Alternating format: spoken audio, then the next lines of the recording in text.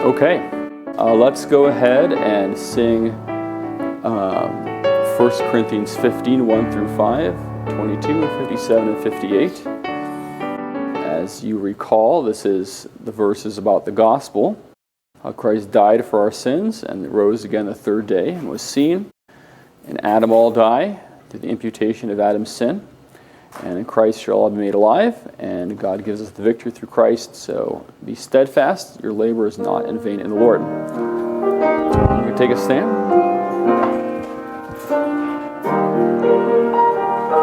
Gnorizo dehum in adelphoita euangelion dihu kai sos estheme eke epistius atem Hati Christos apethanen huperton hamartion hemon kata tas graphas kai hati etafe kai hati egegertai te trite hemera katatas graphas kai hati ophe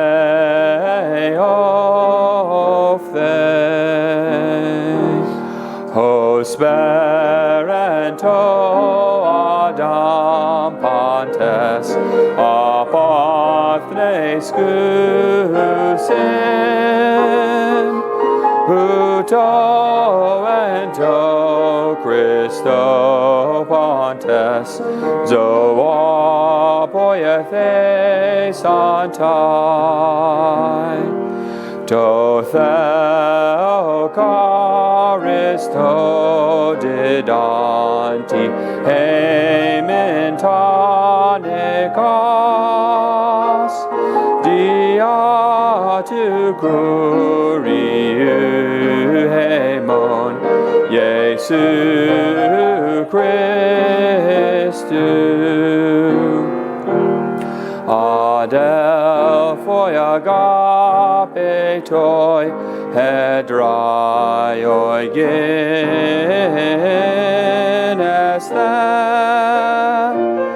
hakabas humonuk esti kenos en kurio. Amen. Let's go ahead and pray. Father, we are thankful that Christ has risen from the dead as in accordance with your plan by the Spirit, and that he died for our sins, so that his substitution was sufficient as the perfect sacrifice, the fulfillment of the Old Testament sacrificial system.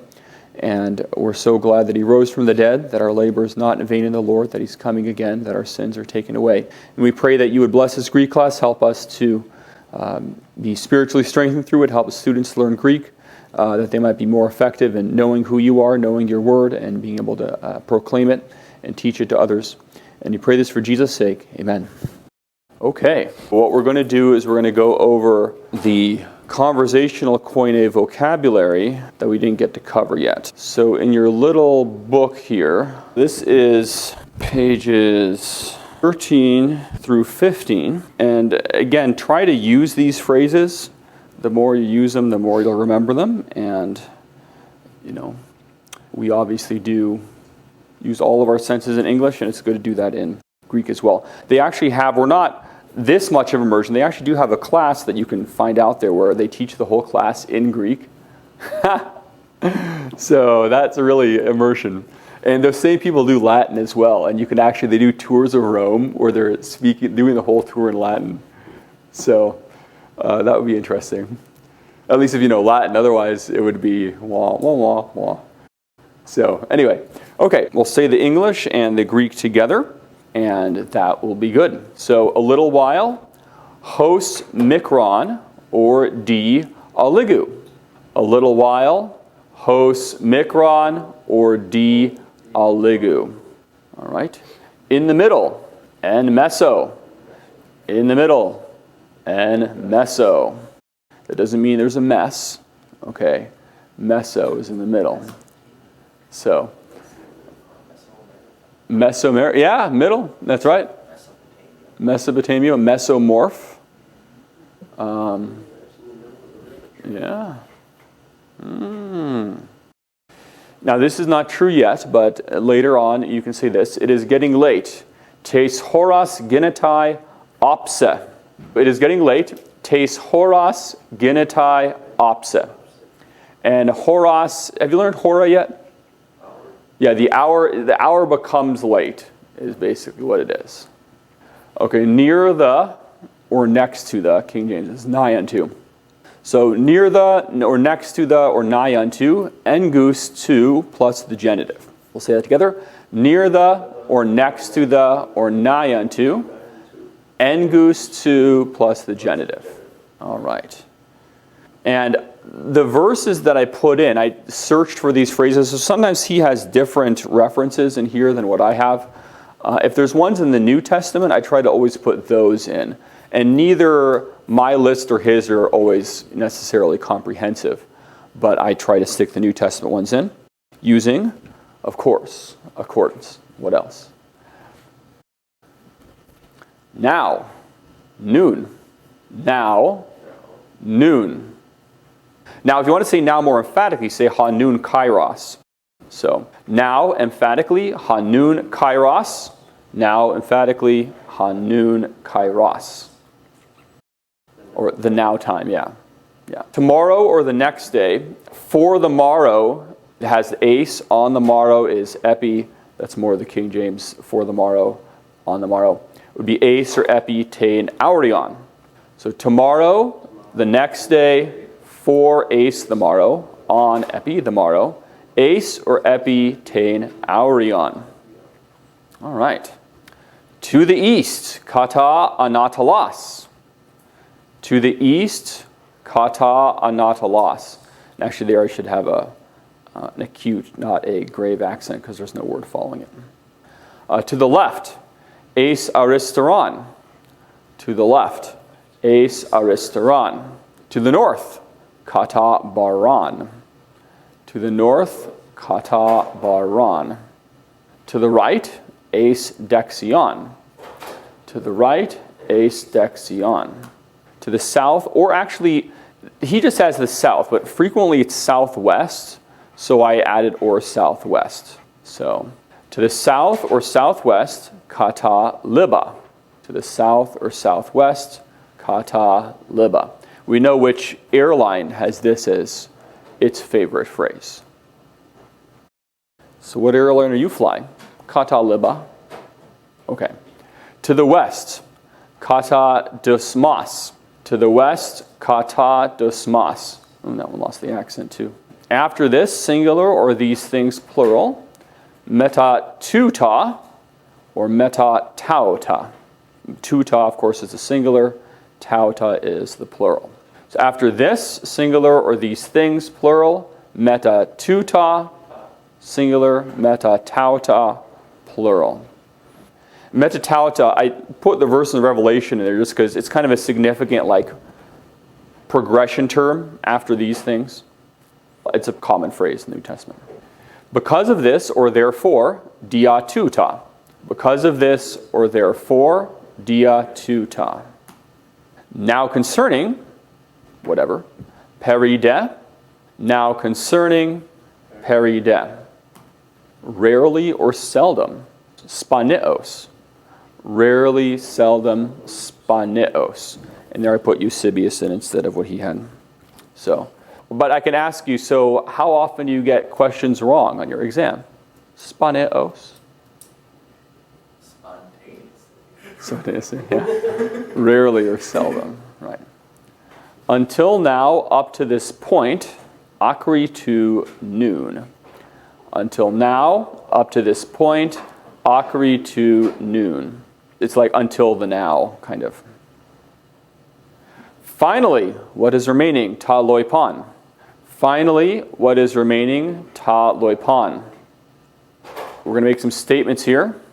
It is not possible, or it cannot, whatever. U dunatai. It is not possible, or it cannot. U dunatai. Can you get a good grade on your exam? U dunatai. U dunatai. It seems to me, moi dake or dake moi. Obviously, it's just the word order. Moi is to me and dake is seems. So it seems to me, moi dake or dake moi. Instead of or, I should say a. That's or in Greek. So we're going to say a if we have the slash. The moi dake is the order that's actually in Acts 25:27. I think that dako hati. I think that dako hati. I/we know that oida e oidamen hati.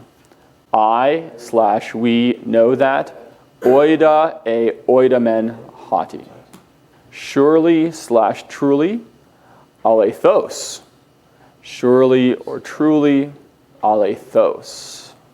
Instead of saying nai e u, you could say, if you think an exercise that's wrong, you could say uk arthos supoies. You are not doing rightly, what you are doing is wrong, you're not doing it the right way. So, you are not doing rightly, or what you are doing is wrong, or you are not doing it the right way. Uk arthos supoies. Not rightly thou art doing.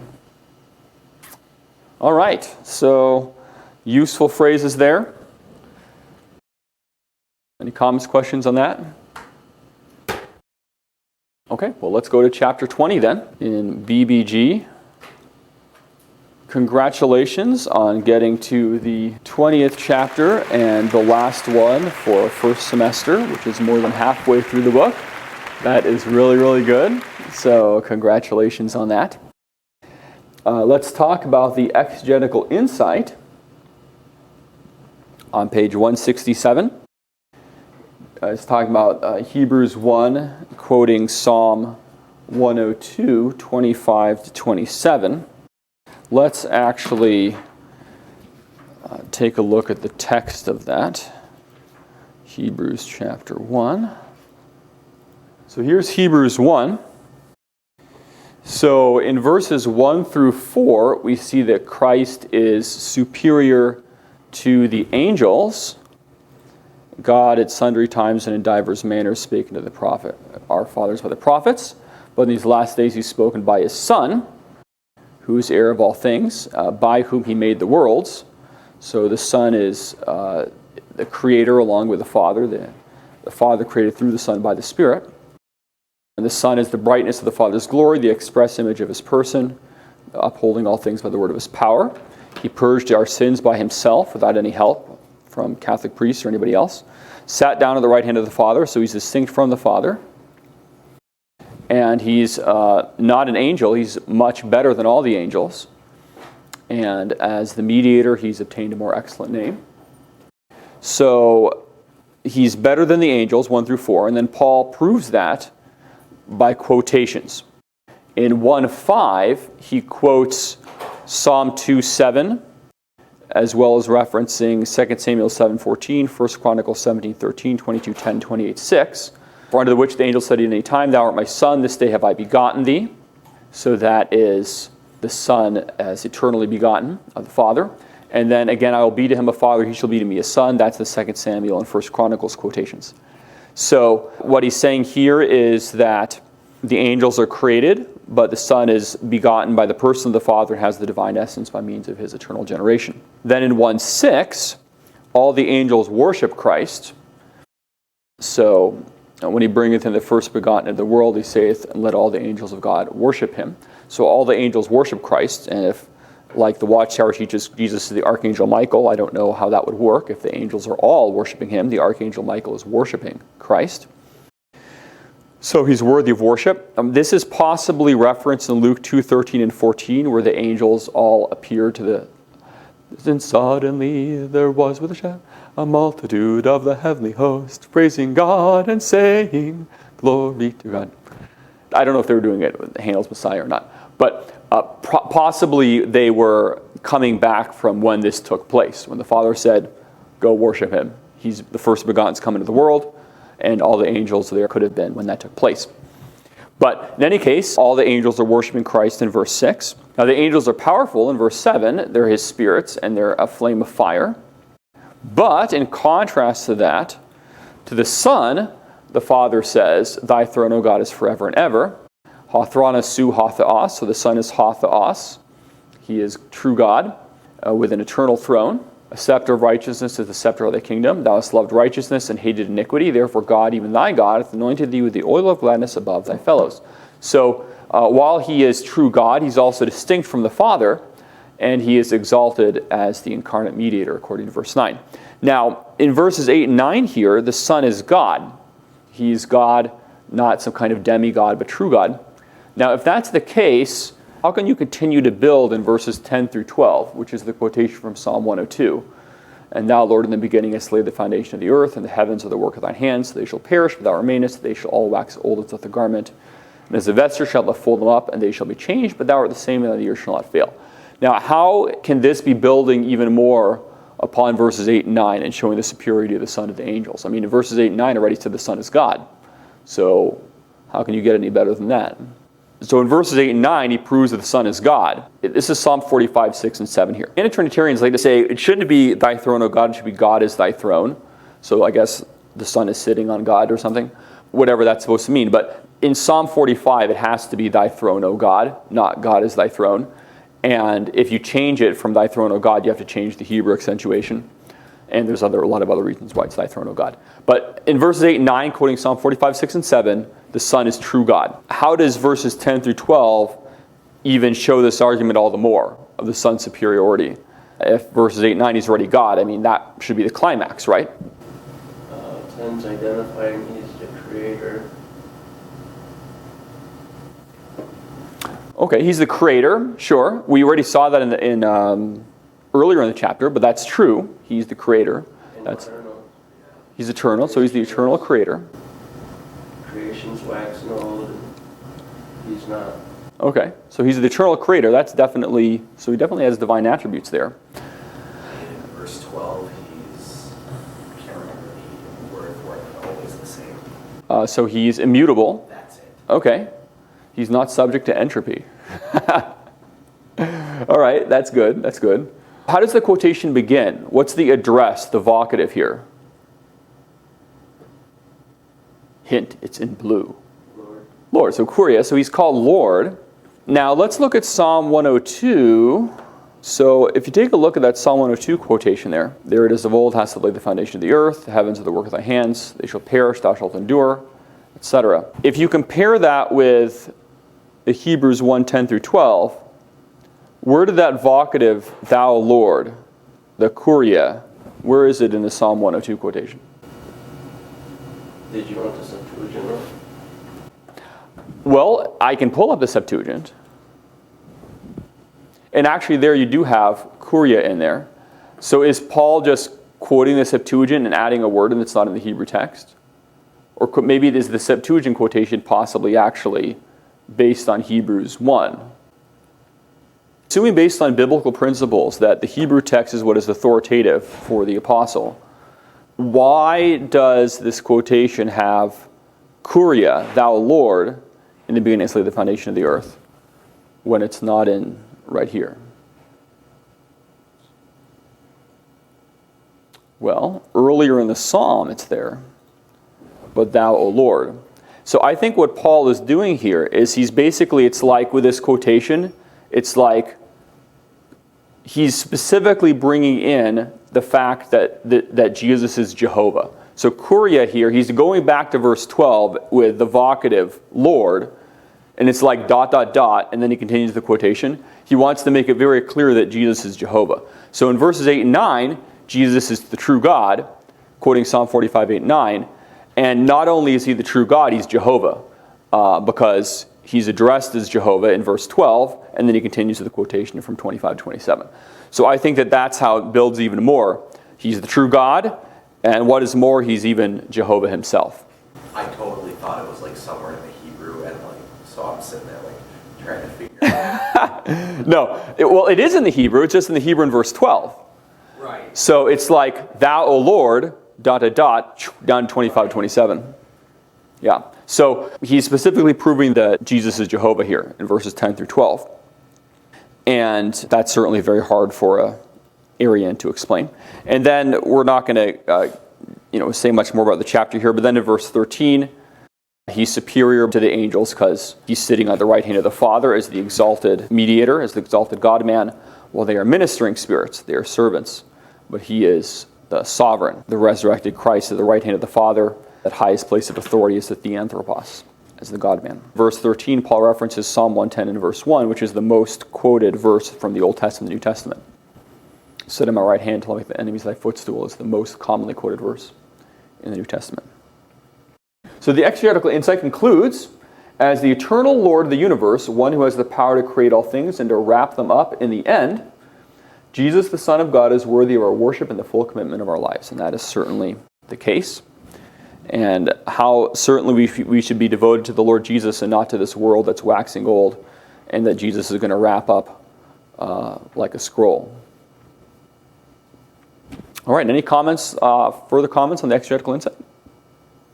Okay, looking at the overview of the chapter here. So BBG 167, 168 describes what we're going to learn. You can see the professor leaping for joy and excitement. So we're going to learn the difference between the verbal root of a verb, which is its most basic form, and the stem of the verb as it appears in a certain tense. And actually we did a little bit of that in chapter 19 already. Last time kind of brought that in ahead. And we're going to learn that sometimes the verbal root is the same as the present tense stem. At other times it is modified in the formation of the present tense. We're going to learn that tense stems are not formed from the present tense stem, but from the root. And we're going to learn liquid futures. So speaking of investment, maybe, in futures. Futures, you mean like the ice caps melting? The ice caps melting, yeah. They do. Every summer they melt, and then they freeze up in the winter. So yes, the ice caps definitely are melting. All right, so as I mentioned already, here we are in chapter 20, and we only have 16 chapters in second semester. We've done 20 here, and that is fantastic.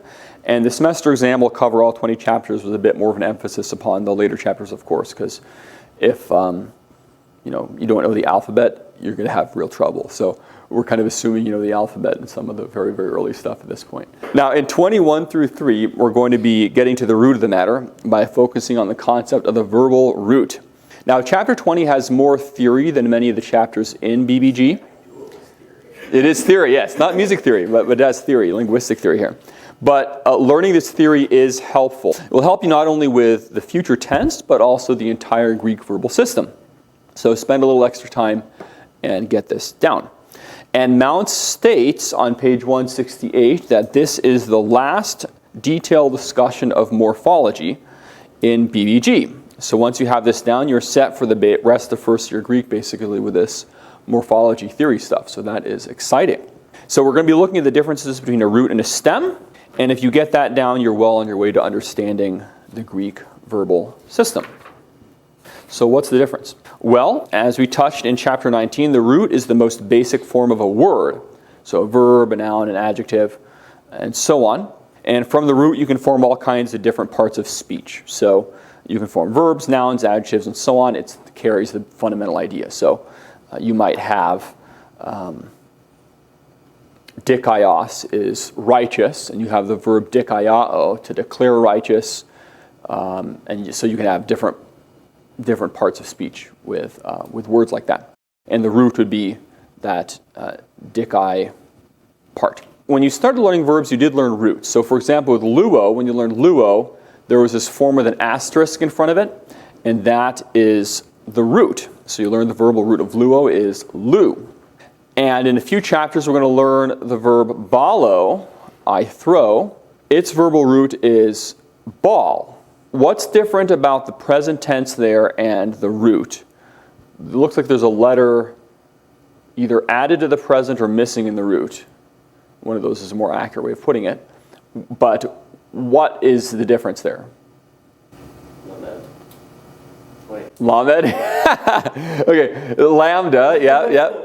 There's 2 lambdas in balo and only 1 in the root bal. So why? Well, that's what we're going to find out. Okay, why is there a lambda added, which is the more accurate way of putting it, in the present tense form? So the root is the most basic form. It's marked in the lexicon and throughout BBG with the asterisk, and then that root is modified for the different stems. Now, in contrast to the root, that form of the asterisk that is the most basic form, a stem is the most basic form of a verb in a particular tense. A noun and a verb don't have the same stem. Okay, so a stem is, you have the present tense stem, the future tense stem, the aorist tense stem, imperfect tense stem, and so on. So think of the root in connection with a word, and think of the stem in connection with a tense. So the stem is the most basic form of a verb versus the word in general, and the stem is the most basic form in a particular tense. Going back to luo, the root is lu, the form in the present is luo, and in the future goes to luso, and that's no problem. The sigma is that future tense indicator. But if you look at that balo, notice the verbal root is bal with 1 lambda. In the present, it goes to balo with 2 lambdas. And then in the future, we have balo with 1 lambda again.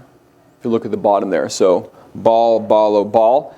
And there's no sigma either there in the future, but we'll learn why that is a little bit later. So why are we going from 1 lambda in the root to 2 in the present, and then back again to 1 in the future?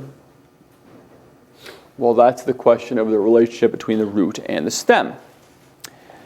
And between the most basic form of the word, the root, and the most basic form in a particular tense, the stem.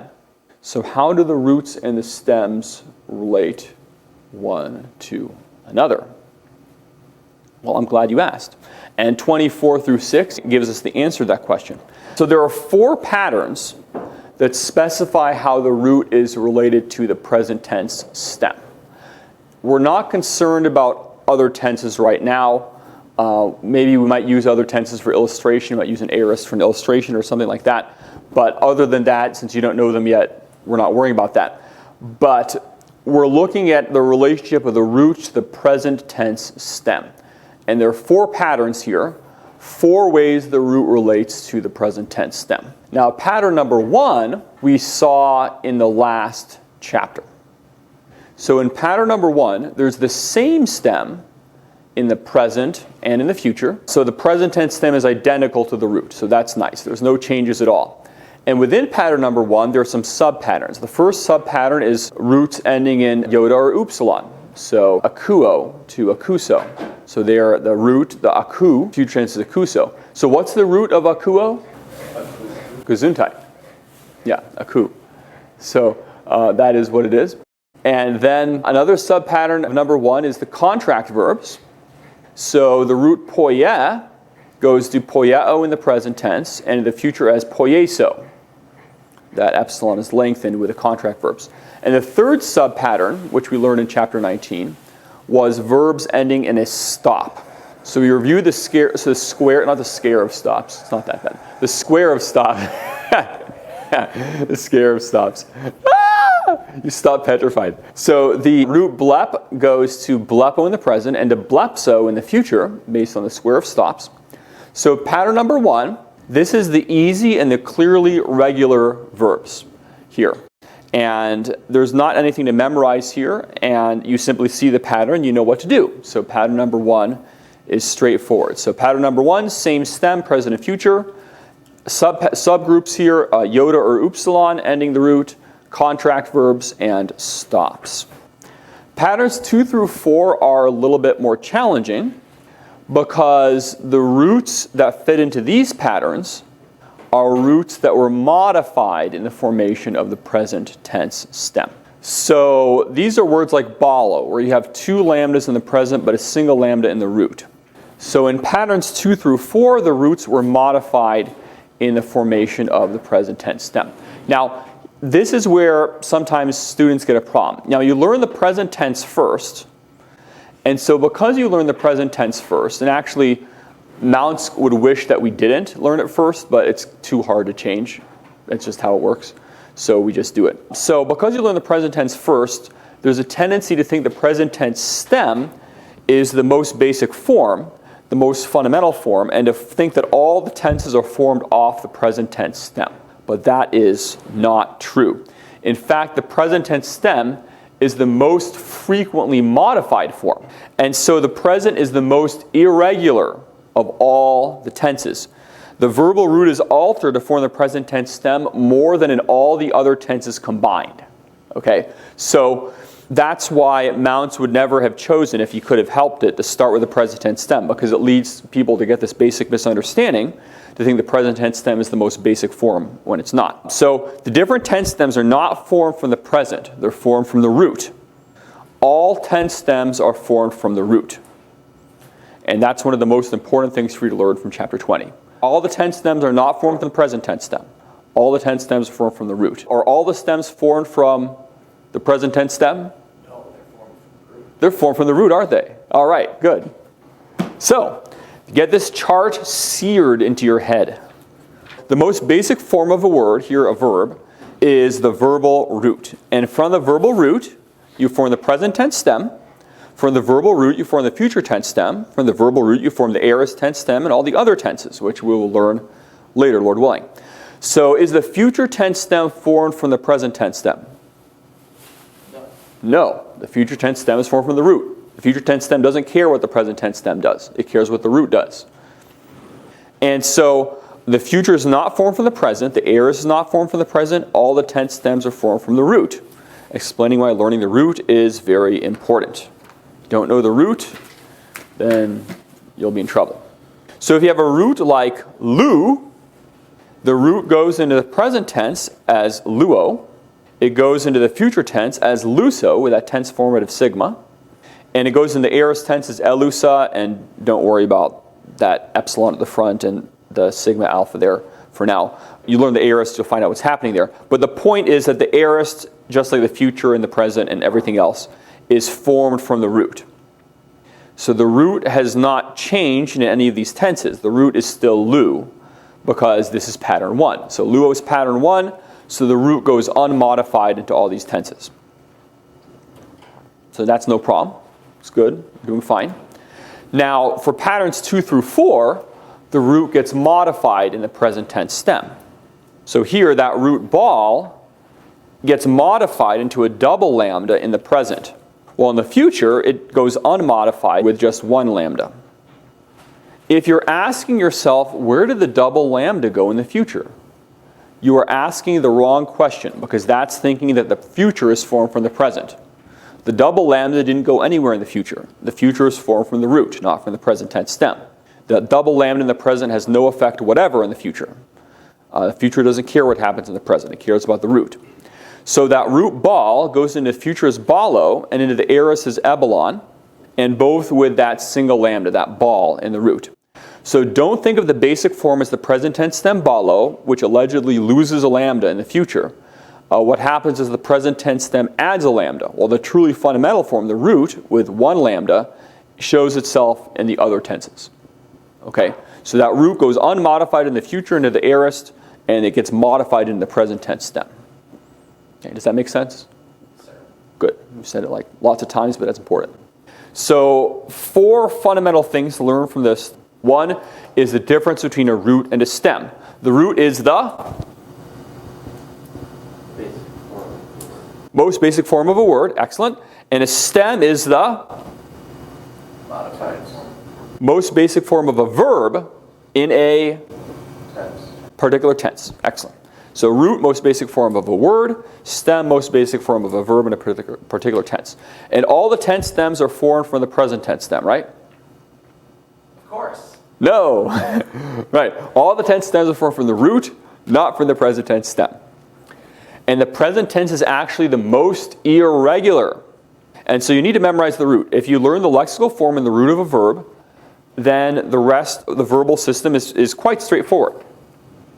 While if you think the present tense is where you get all the other stems, it'll confuse you. So memorize the present tense stem because it's the lexical form, memorize the root, and you are doing well. With that theory as our background, let's look at the 4 patterns that we have in forming the different tense stems. And now we're up through 20.6. Look at the footnote on page 169. We kind of covered this already, but you might see a grammar that is less precise and say that the future and the aorist tense have lost that lambda in ballo, but that's not a correct way of thinking. So the present is adding the lambda versus the future and aorist losing it. Okay, so 20.6, pattern number 1. Here the root is not modified. So this is what we learned last lesson, lesson 19. Pattern number 1 are roots that are not modified in the formation of their present tense stem.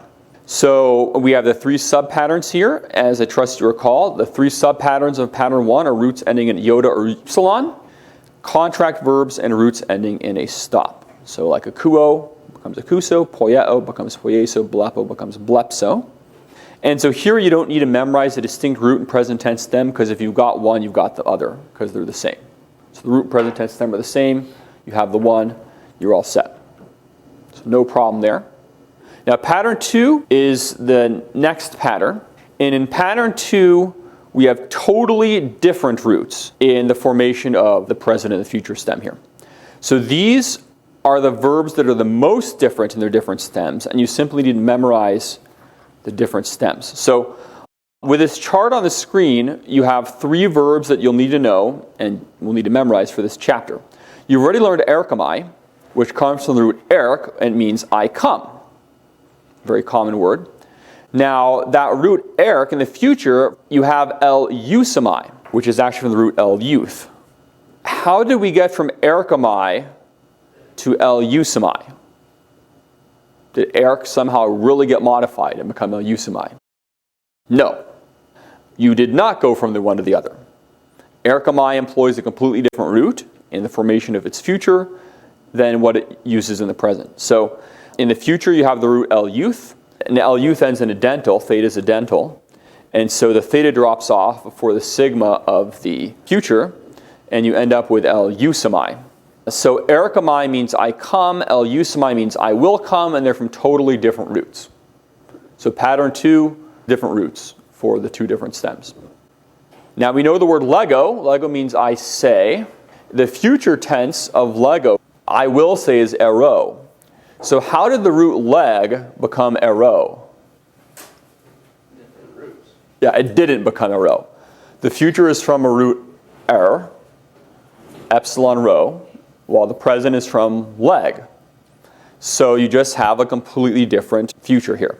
And there's no sigma in the future. On the ero, you notice there's not that future tense formative sigma, and we'll learn about that in just a little bit. But the point for now is just notice there's a different root in the future and in the present. So you simply need to memorize that the future tense stem of lego is ero, or rather. There's no rule that allows you to move from leg to It's just, you're not going to move from the one to the other. They're just different. So I say and I will say are from different roots. The third one in this chapter is harao, from hara, I see. And hara, in the future, I will see, is opsamai. So do we go from hara, the root hara, to opsamai? No. We have a different root for the future. Op. Harao is a different root for the present, hara, and a different root for the future, op. Harao and opsamai. So for these 3 verbs, erchomai, lego, and harao, you probably should just make 6 different flashcards, one with the present tense form, one with the future tense. Now, one thing about that, if you make different flashcards, though, you still have to remember this is still like the same verb. So don't just totally dissociate them. Now, actually, probably in earlier Greek, there were 2 different verbs. And what happened is some of the forms kind of got picked up here and some of them got picked up there, and that's what happened. But just think of it as they're different, just completely different stems. So for pattern 2, these are verbs that have totally different roots in the present and in the future. So pattern 1, there's no change. Pattern 2, completely different. So pattern 1 is very regular. They're roots that are not modified in the formation of the present tense stem. And pattern 2 are very irregular. There's no connection between the root for the present and the root for the future. Questions about pattern 2? No? Okay. Let's take a break, and then we're going to look at pattern 3 and pattern 4. Number 3, the liquid futures. are actually a subset of pattern 4, but pattern 4 is the most challenging, and some Greek teachers don't have their students learn it, but we will, because we are the few, the brave, the humble. But anyway, so a very high percentage of Greek teachers want their students to learn pattern 3, so Mounce made it a separate pattern and look at pattern 4 as well. Pattern 3 is called the liquid futures. What is a liquid? And we're not talking about solids, liquids, gases, and the most common form of matter in the universe, plasma. But liquids are different here. That's what we're talking about. Liquid is a stem that ends in lambda, mu, nu, or rho for our purposes. So those 4 consonants, the liquids, lambda, mu, nu, and rho. And so I made the sentence, y'all must now row. And you can see there they are, rowing there. And so that looks like a good point at which to start to row and to pray. So y'all must now row. Our liquid consonant sentence. Now, those letters are called liquids because air flows around the tongue with lambda and rho. So that's how the air is flowing around the tongue with lambda and rho. Or goes through the nose for mu and nu. Now technically mu and nu are nasals, not liquids. Technically the liquids are the lambda and the rho, and the mu and nu are nasals. But the nasals and the liquids act the same way very frequently, and so they're usually grouped together under the one heading of liquid. So for our purposes, we're calling lambda, mu, nu, and rho all liquids. He does it too. So if you try to make the la and a r sound, the air is flowing around your tongue. While with the nasals mu and nu, the sound goes through your nose. So feel your nose, you can actually feel the air going through with and you can make these 4 consonantal sounds because it's that flowing over an extended period of time. So you can go but you can't go b, right? B. You can't keep making that, right? It's there and it's done. So liquids, because of that flowing, they can flow around. So y'all must now row. When you've got liquids, liquid consonants. Now, if the last letter of a verbal root is a liquid, then the verb is called a liquid verb, if the last letter of the root is a liquid. Since you row your boat in the water, which is the liquid, we have the sentence, y'all must now row, to help you learn what the 4 liquid consonants are. Now, BBG points out in a footnote that footnote number 5, page 171, that not all verbs whose present tense stem ends in a liquid are classified as liquids. It depends on whether or not that liquid consonant is actually part of the stem. There are some verbs that add a liquid consonant to the root to form the present tense stem, and that type of verb can't have a liquid future since the future stem doesn't end in a liquid. So the only way to really know for sure whether a verb takes a liquid future is to look it up in the lexicon and memorize it. What we're getting out of all this is the liquid stem is one that ends in 4 consonants. And those 4 consonants are? Lambda, mu, nu, and rho, because y'all must now row. And now what's unusual about liquid consonants? Well, the main thing that's unusual about them is they have a different tense formative in the future. So if you look at our chart here again, notice that liquid futures are formed by combining the future active tense stem, so for meno here, men, with a tense formative connecting vowel and primary active personal endings like other futures. But in this case, the tense formative is epsilon sigma, not sigma alone, like with the other futures that we've covered up to this point. So the tense formative for the other futures is just sigma. With the liquid futures, it's actually epsilon sigma. So we have a different tense formative. So here in the example on our chart, we have the verb meno. I remain, stay, abide, or persevere.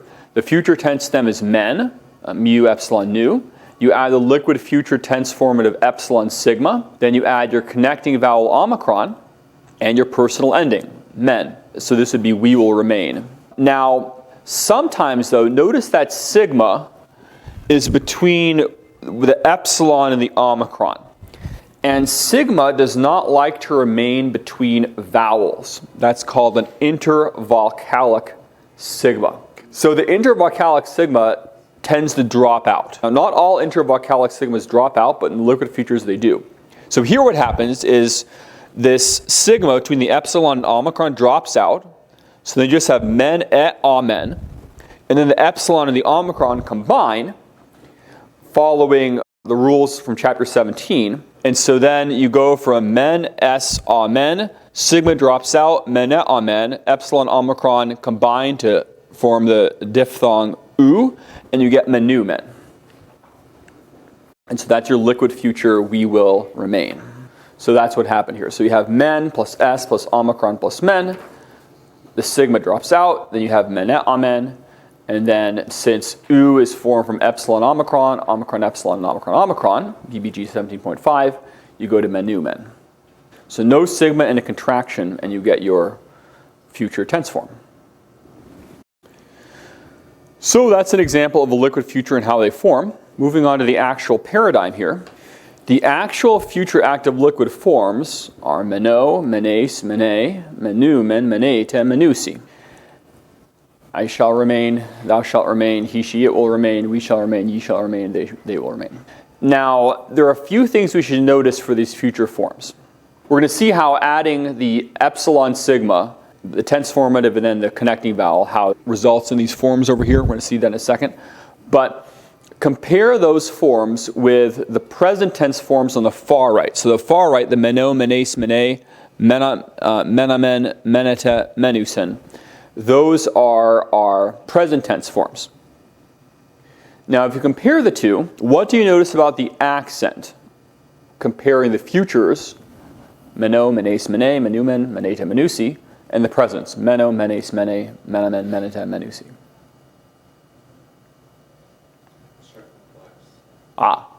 The future has a circumflex, while the present has an acute. And in the future, the circumflex is always over what syllable? That's It's over the syllable that has done something. okay. What has that syllable done? It's contracted. So the future has the circumflex, and the circumflex is always over the contracted syllable. The contraction is especially evident in the first, second person plural forms. Now notice though, if you didn't have any accents in the singular forms, first, second, and third person singular, are the letters different? No, they're the same. So it's the accent that's telling you whether it is a future or a present. How about the third person plural? No. Yeah, those are the same as well. Again, it's the accent that's telling you.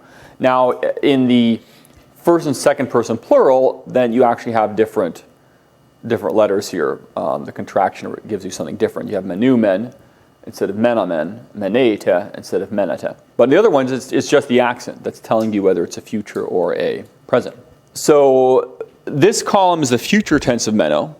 The furthest column is the present tense of meno. Now here we have poieo. Now this is the present contract forms of poieo. What is it? That's poio. Well, poieo is the lexical form. I do. It's a contract, so it's poieo. So remember the contract verb. So there, the epsilon has dropped out. So this is the epsilon contract verb poieo. So it's poio, poies, poie, poiumen, poieta, poiusi. Now, tell me about the forms of the liquid future of meno and the epsilon contract present tense forms of poieo. How are they different in terms of how the conjugation? Obviously, one has a p omicron, the other one has a mu. You're right. So even before you said anything, you had it right, because they are not different at all. They're exactly the same. So a future liquid and a present tense epsilon contract verb have identical forms. So how can you tell them apart? The answer is not just put your cursor over it in accordance and see. That would be one way. But we're going to look at some other ways. Well, are the accents different? So you see, he mentioned accent. The accents tell you the present of meno versus the future of meno. The accents always tell you that. That's a certain difference. But with the epsilon contract presence, are the accents different? No, the accents are the same too. Everything is exactly the same. The accents in both are over the contracted syllables.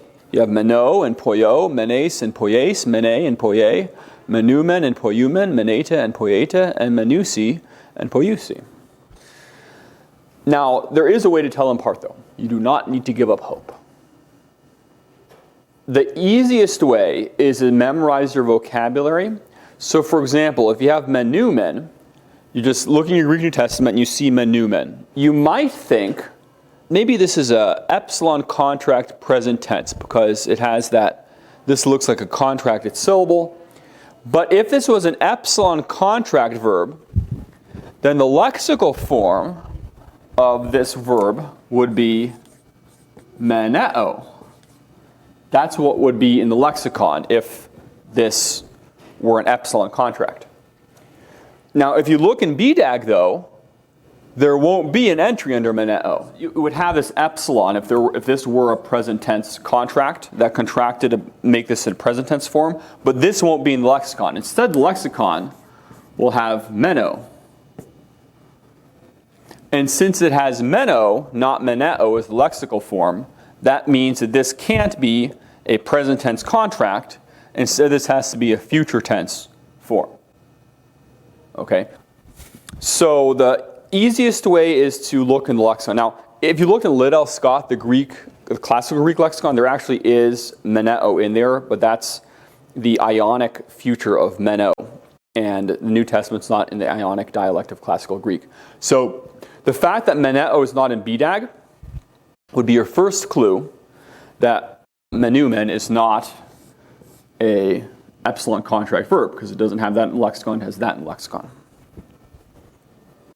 The second clue is that the letter before the contracted vowels is a liquid. So our four liquids are what? Land and moon, row, y'all must now row. So here, this is a liquid consonant. So the fact that there's a liquid before the contracted syllable would be a clue, that new there, that this is a liquid future. So we see, based on the lexicon, is the easiest way, and based upon the fact that there's a liquid there, that this is not a non-existent epsilon contract present tense from meneo, but it's a liquid future from the liquid verb meno. So to keep liquid future actives distinct from epsilon contract present tense verbs, you consider the lexical form of the verb and the presence or absence of a liquid consonant before the contracted syllable. So in poyumen, is yoda a liquid consonant? No. This is a present contract. No liquid consonant in the lexical form is poyeo. Over here, you've got a liquid consonant and the lexical form is meno. So that's how you tell them apart. So that's how you keep future liquids distinct from present epsilon contracts. And to keep future actives distinct from their present active forms, you can see that you've got a circumflex versus a acute accent. And then in these two forms, you have a different form of the word as well. In these ones, the accent is always over the contracted syllable, while in the present tense, you've got an acute over the initial or propretonic or pretonic syllable, depending on how many syllables it has in the present tense. Okay, any questions about how you tell these all apart?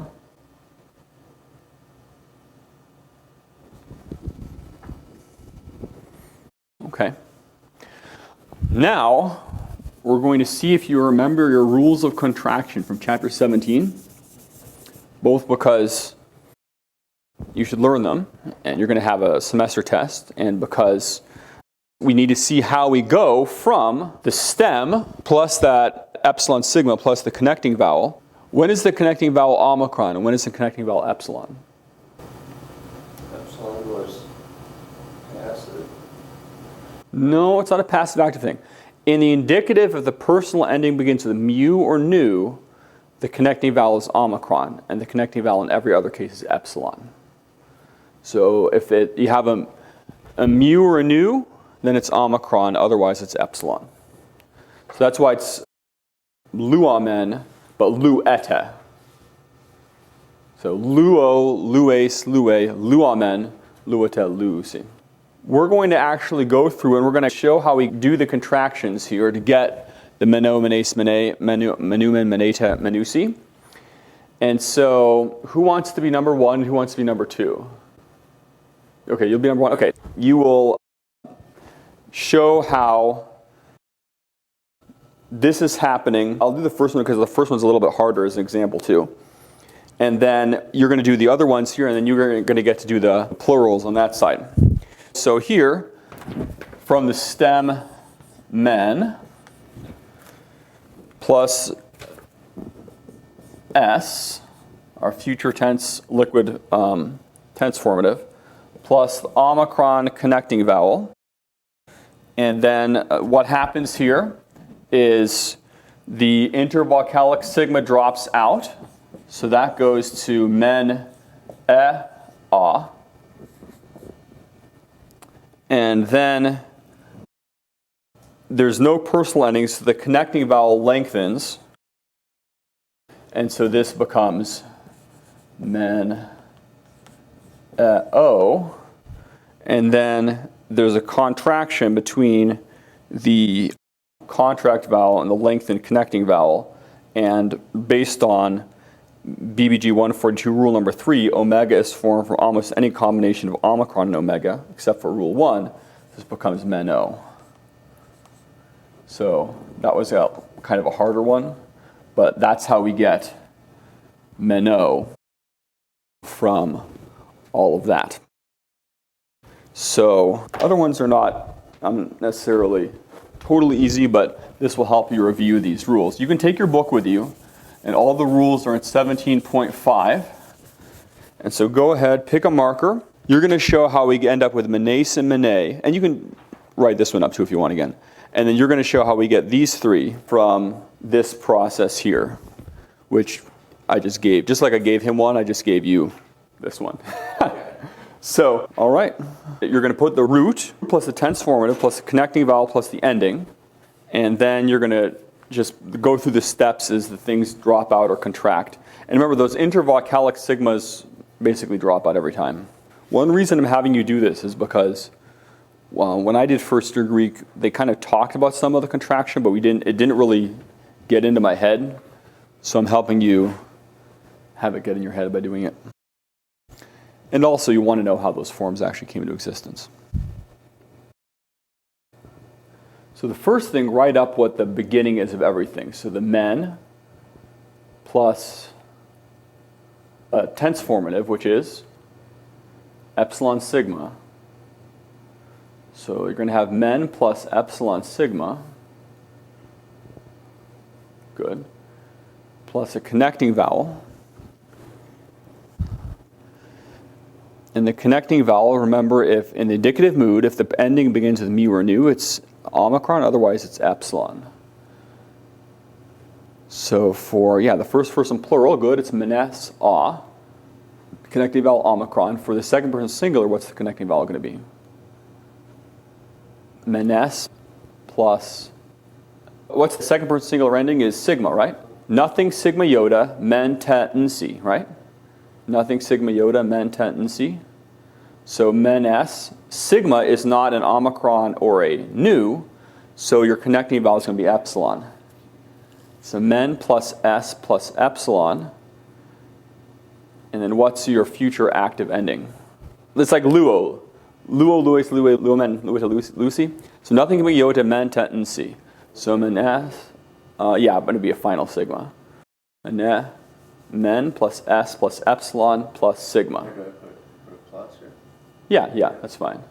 And men plus s plus omicron plus what's that ending? Men. Yeah, excellent. Good. And now let's get some contraction going on here. Good. So the sigma dropped out. Men, s. And then that's going to combine. Excellent. Stick your accent in there. Yeah, that is.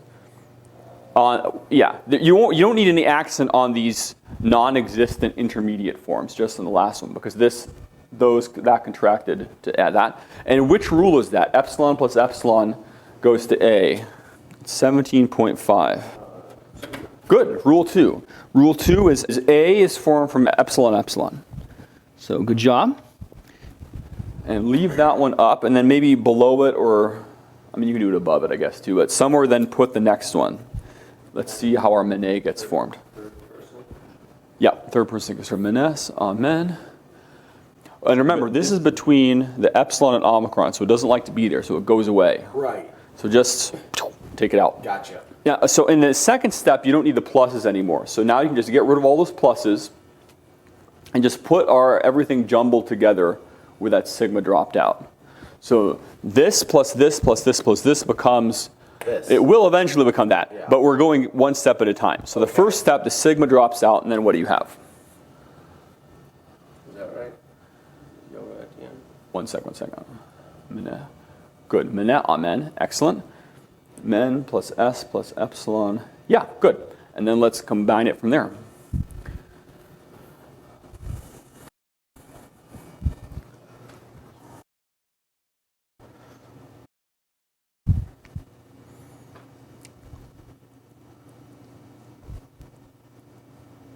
All right, excellent.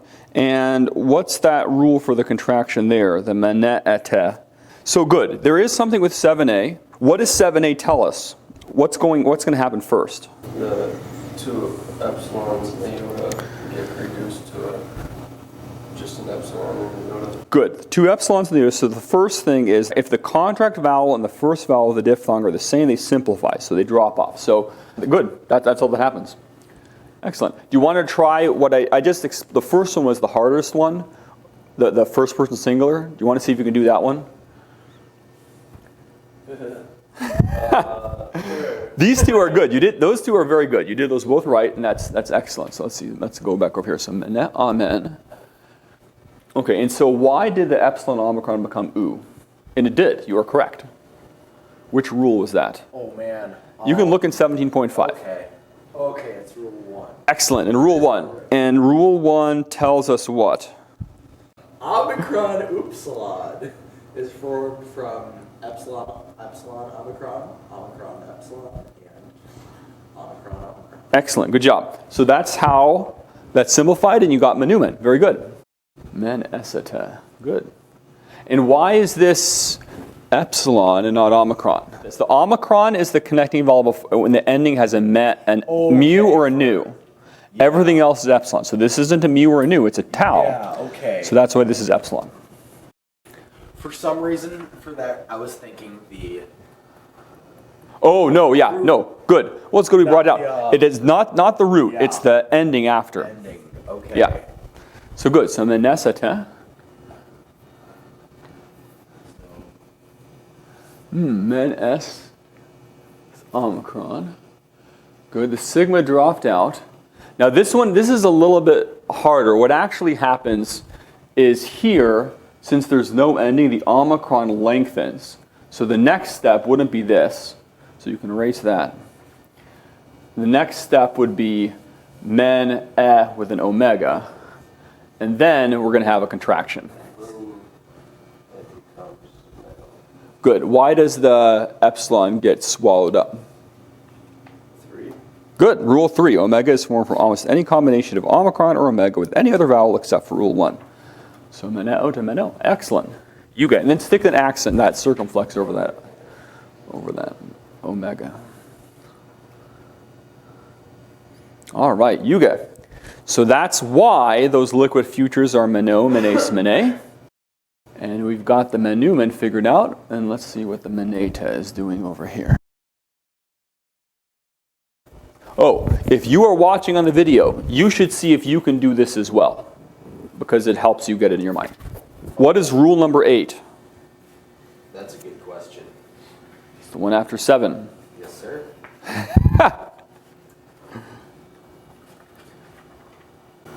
Contract verbs contract as if the true personal endings are those visible in the present active indicative. Present active indicative is luo, lues, lue, luamen, lueta, luusi. So you actually start with the usi here, not with the nsi. Okay. Yeah. What's exactly happening in there? Epsilon omicron would turn into the omicron upsilon. Good. And also, So there's another step in there. So then you'd have, Okay. so stick that next step in there. So the first thing that happens is rule 7b. If the contract vowel and the first vowel of the diphthong are different, they contract. So epsilon omicron goes to oo. So then you have menu oo, see? And then what happens with that? One of the omicron upsilons drops out since they're the same, or they contract into each other. Yeah, if the second vowel of the diphthong is an upsilon, and the final letter of a newly contracted diphthong is an upsilon, they simplify to a single upsilon. That's 7b. So menu C. All right. Yuga. Good job. And so that's how we get to meno, menes, mene, menumen, menete, menusi. And that looks like an upsilon, but it's not. So look at the other person's one. What happened to the sigma between this step and this step here? From the menes. sigma drops. Yeah, sigma drops. Is there any of these forms where the sigma doesn't drop? No. It's always intervocalic. The sigma drops out every time. It's never even going to get its GED, man. So the sigma is always dropped. And then why did we go from menes to menes? Because two epsilons contract into epsilon iota rule 2. Excellent. Very good. Two epsilons become epsilon iota rule 2. Okay. And well, I actually have slides for them. So actually all this hard work, I'm going to erase it. Isn't that sad? So here is what happened with our steps. So the first one, for meno, our liquid active, you had men plus epsilon sigma contract plus the omicron connecting vowel. The intervocalic sigma drops out, and you get mene-a, and that becomes mene-o because the omicron lengthens, and then the epsilon and the omega contract to meno based on rule 3. Omega is formed from almost any combination of omicron or omega with any other vowel except for rule 1. And that lengthening of the mene-a to mene-o is, BBG says, in the first person singular, there's one extra step in the contraction, so the connecting vowel lengthens. Menes, men plus epsilon plus sigma goes to men es, the intervocalic sigma drops out, and that becomes menes based on rule 2. A is formed from epsilon. Mene, men plus s plus epsilon plus iota, goes to mene-a. Again, the intervocalic sigma drops out, and it goes to mene based on rule 7a. The contract vowel and the first vowel of the diphthong are the same. They simplify. One of the double letters drops out, so that first epsilon drops out, and you just have mene. Plural, menes amen, goes to menet amen, intervocalic sigma drops out, goes to menumen, based on rule 1. Omicron upsilon is formed from epsilon, omicron, epsilon, and omicron. Menete, men plus s plus e plus te, goes to menete, intervocalic sigma drops out, goes to menete, rule 2, a is formed from epsilon. Menusi, a little bit more challenging here. The ending, we are starting with the usi, not the nsi, because of rule 8, contract verbs contract as if the true personal endings are those visible in the present active indicative. So luo, lues, lue, luomen, luete, lu usi. So we're starting with the usi. That becomes menet a usi. The intervocalic sigma is dropped out. That goes to men a u usi. Based on rule 7b, if the contract vowel and the first vowel of the diphthong are different, they contract. And rule 1, omicron upsilon is formed from epsilon, epsilon, omicron. So the epsilon omicron becomes an u. And then we have two u's in a row. There actually should be menu usi there. Should have another omicron. And then that contracts just menusi because the second vowel of the diphthong is an upsilon and the final letter of the newly contracted diphthong is an upsilon. They simplify to form a single upsilon. So menusi. Okay, so that's how that all works. Any questions about those? Now, we went through all those as a review for you here.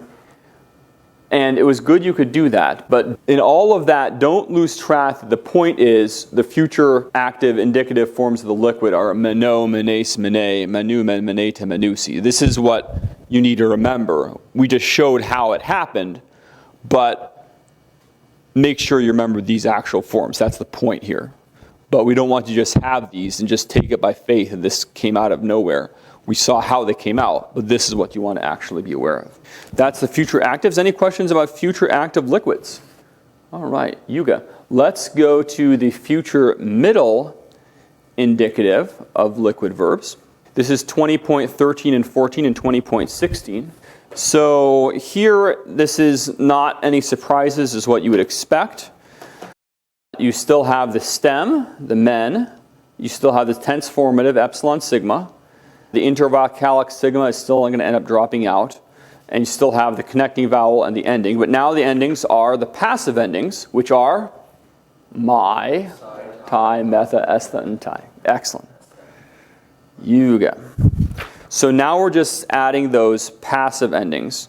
And the same contractions are going to, same sorts of contractions will take place. So you're going to have the future tense then men, the tense formative epsilon sigma, the connecting vowel, here it's omicron, because it's a form of mu, and then the primary passive personal endings, such as metha here. The sigma drops, contraction takes place, leaves you with forms like menumai. So here's the complete paradigm. Menumai, mene, menetai, menumetha, menestha, menuntai. So I shall remain or abide, thou shalt remain, he, she, it will remain, we shall remain. We could work our way down this paradigm and see how the forms do what they do and how the contractions take place. And so, guess what? That's exactly what we're going to do. Except now you can switch. So if you had the plurals, you can do the singulars. If you had the singulars, you can do the plurals. And go ahead and show how they do what they do, just like you did with the future actives. And obviously, if you're watching the video, now the right-hand side is going to be the singular forms, and the left-hand side of the board is going to be the plural forms. Now, he'ath, on the menumetha, it actually has an acute, not a circumflex, but that's just something unusual that there wouldn't be a way to know that except by just reading 20.16. But yeah, the contraction is done correctly, so that's good. And the second person singular is the most challenging. They got the most things dropping and changing. In the Manet SI, what would Rule 7a tell us if you have double letter like that? If the contract vowel and the first vowel are the same, they simplify. One of them will drop off. So let's go ahead and drop one of the... Okay, so instead of becoming Menesi, it becomes Menesi? Yeah. Okay. So Menesi. And then you've got another intervocalic sigma. Right. So then that's going to drop. All right, Yuga. Good. Let's take a look at these ones on the left of the board here. All right, Yuga. So he'ath on that third one, menes ontai. Why did the epsilon omicron go to u and the menet ontai to menuntai? The epsilon omicron go to u is rule number 1. Good. Rule number 1. And why are the sigmas all disappearing in all the forms here? Intervowel. Intervowel, yeah. Intervocalic. They're intervocalic sigmas. So you never know. Intervocalic might win you a Scrabble game sometime. Who said that rules of contraction aren't practical? Well, the rules of contraction are practical? Really? Wow. That's this dedication to menet, estatai, menetai, menetai. All right. All right, Yuga. Yeah, I think you all are getting this here. That's really good. So can you explain what, in this one here, this was the most challenging one. Tell me what's going on here, he'ath. Why did he go from menes plus epsilon plus psi to menet si? The sigma got dropped. Sigma got dropped. By the way, why is this an epsilon, not an omicron, as a connecting vowel? Omicron's for mu and nu. Good. It's not mu or nu. So good. So that got dropped. Then how do we go from menet si to menet si with only one? Why did that second one of those epsilons drop? Because there are 2 epsilons. Yeah, it's rule 7 in the diphthong. You've got 2, one will drop. So we go to menesi. And then how do we go from menesi psi to mene I. The sigma is no. Good. Another intervocalic sigma, so that dropped to mene I. And then how do we go from mene I to, this is really 2 steps from this to here.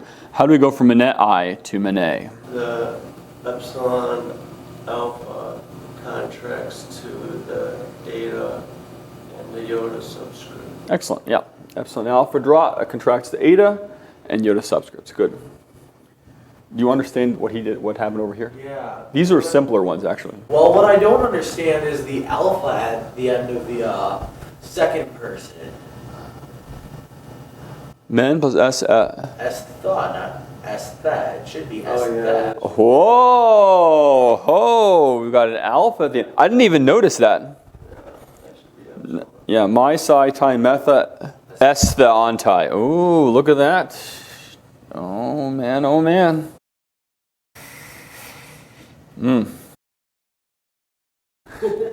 All right, good job. Yuga. So, menu mai was men S plus omicron plus mai and became mene amai. Intervocalic sigma dropped out, become menu mai. Rule 1, U is formed from epsilon omicron, omicron, epsilon, omicron, omicron. Mene, men plus S plus E plus psi became mene psi. Intervocalic sigma dropped out, become mene psi. Rule 7a, drop that first epsilon, become mene. Intervocalic sigma dropped out. Eta is formed from epsilon alpha, then became mene with a iota subscript. Rule 7b. Mene tai, men plus S plus E plus tai became mene tai. Intervocalic sigma drops out. Mene tai, epsilon iota formed from epsilon epsilon. Menu metha, men plus S plus A plus metha. Mene A metha, intervocalic sigma dropped out, became menu metha. U is formed from epsilon omicron, omicron, epsilon, omicron, omicron. And note that this form does not have a circumflex over the contracted vowel, unlike all the other examples we have seen so far. And that is not a typo in the book. 2016 says a liquid future always has a circumflex over the contracted vowels, except in the first person plural middle, menumetha. So that is the only one that doesn't have a circumflex but has an acute. And that doesn't change the recognition of the form at all. Now the chart in BBG 2013 has a circumflex over the form menumetha, but in the chart I put up on the screen, it has the acute, which would be the correct. So menumetha, acute, all these other ones have the circumflex. That's just something unusual that happens. Menestha, men plus S plus E plus stha, became mene estha. No intervocalic sigma, became menestha. Rule 2, A is formed from epsilon epsilon. Menuntai, the bottom there. Men plus S plus A plus ntai. Mene ontai, no intervocalic sigma. Menuntai, rule number 1, upsilon, omicron upsilon, formed from E-O, A, and A. Okay, does that make sense? You got it? All right, good job. And now we worked through all of that to see all these contractions. But the point is these actual forms. Menumai, mene, menetai, menumetha, menestha, menuntai. I shall remain, thou shalt remain. He, she, it will remain, we shall remain, ye shall remain, they will remain. Now, compare those future middles with the present middles. How are they different? Present middles are over here. Same verb, and these are the present epsilon contract of a different verb. So the mene, amai, and so on. How are those present middles on the far left different from the future ones on the far right? There's the accent and the upsilon. Yeah, so good. So we've got the accent. What's the difference in the accents? Good. So the futures have the circumflex, and the present tenses have the acute, except for the first person plural, menumetha. But can you still tell the difference between the menumetha and the present tense? Yeah, they have diphthongs in them. Good. So the present is just menometha, that's menumetha. So even that one sole exception where there's not the circumflex still is different. So we've got circumflexes over here, acutes over here.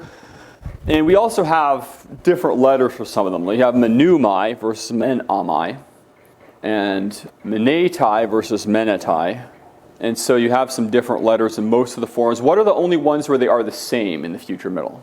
If you leave the accents out, just the letters. Mene and mene. That's the same. Any other ones? No, this is the only one. So unlike with the future actives, where there was a lot of them that were the same, in the future middle, there's only one that's the same. How about the present contracts? Poiumai, poie, poietai, poiumatha, poiestha, poiuntai. How are those different than the future liquid middles? They're not. So how do we tell the future middle liquids from the present epsilon contract? Lexicon. Good. The same way we did with the actives. So you would look in the lexicon. Poiumai is going to be from poieo. Menumai is from meno. There's no epsilon in lexical form. So the lexical form will tell you what's the other thing. It's the same one as with the future actives. Before the endings, what's the last letter of the root in the menumai, mene? What kind of consonant?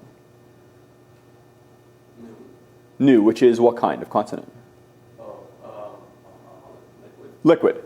Yeah, so these are liquid futures. So the two ways you can tell is lexical form is going to be poieo, meno, there's an epsilon here.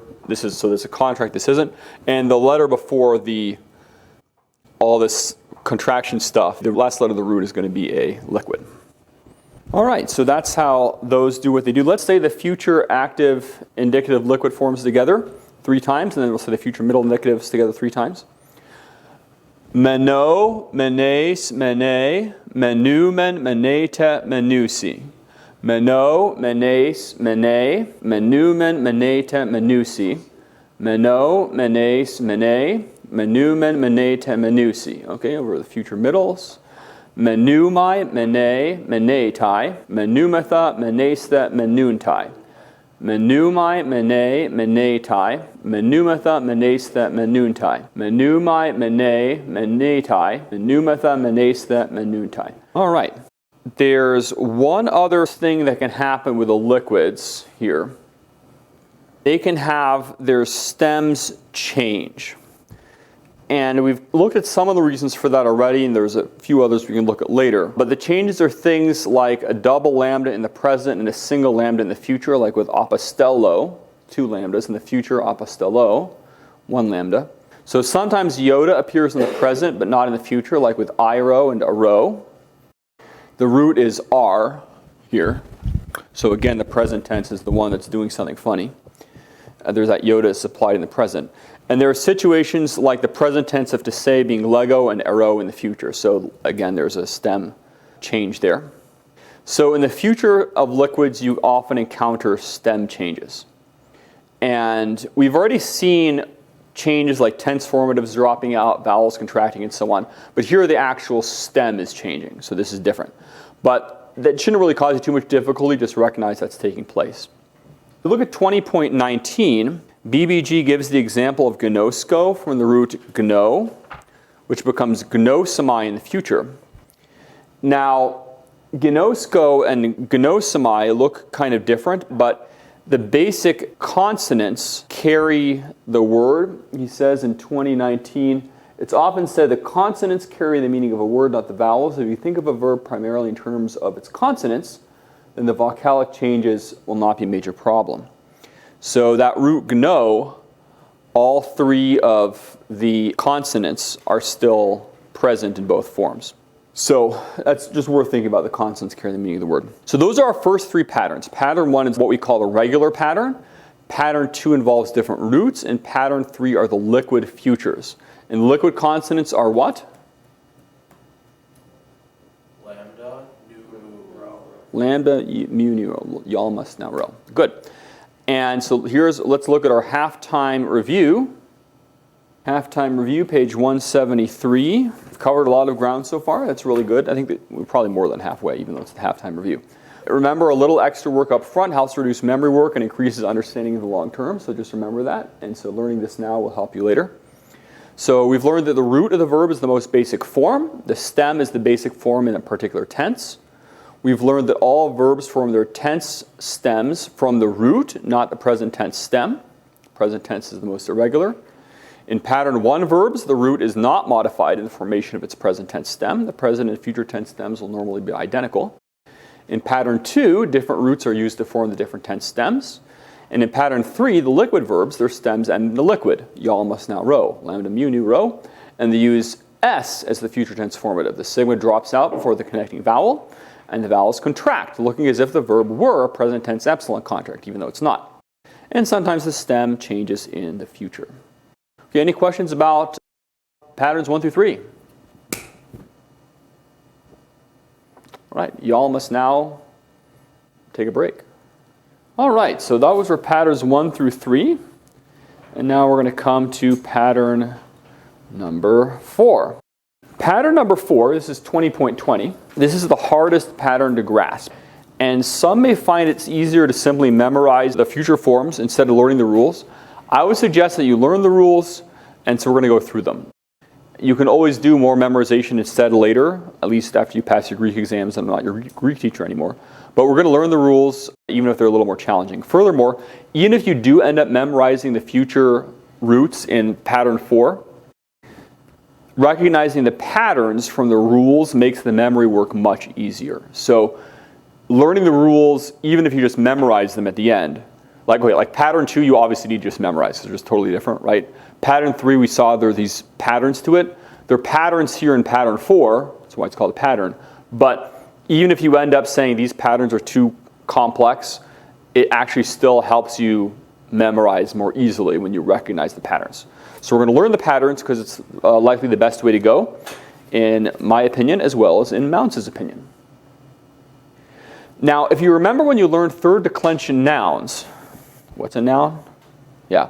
Anyway, when you learn the third declension nouns, after you memorize the nominative and the genitive singular, we saw the genitive singular, you find the stem. And after you learn the genitive singular, everything else was quite regular. All right, the nominative sometimes did something weird, like anima, anamatos, ta, the tau dropped off and all that.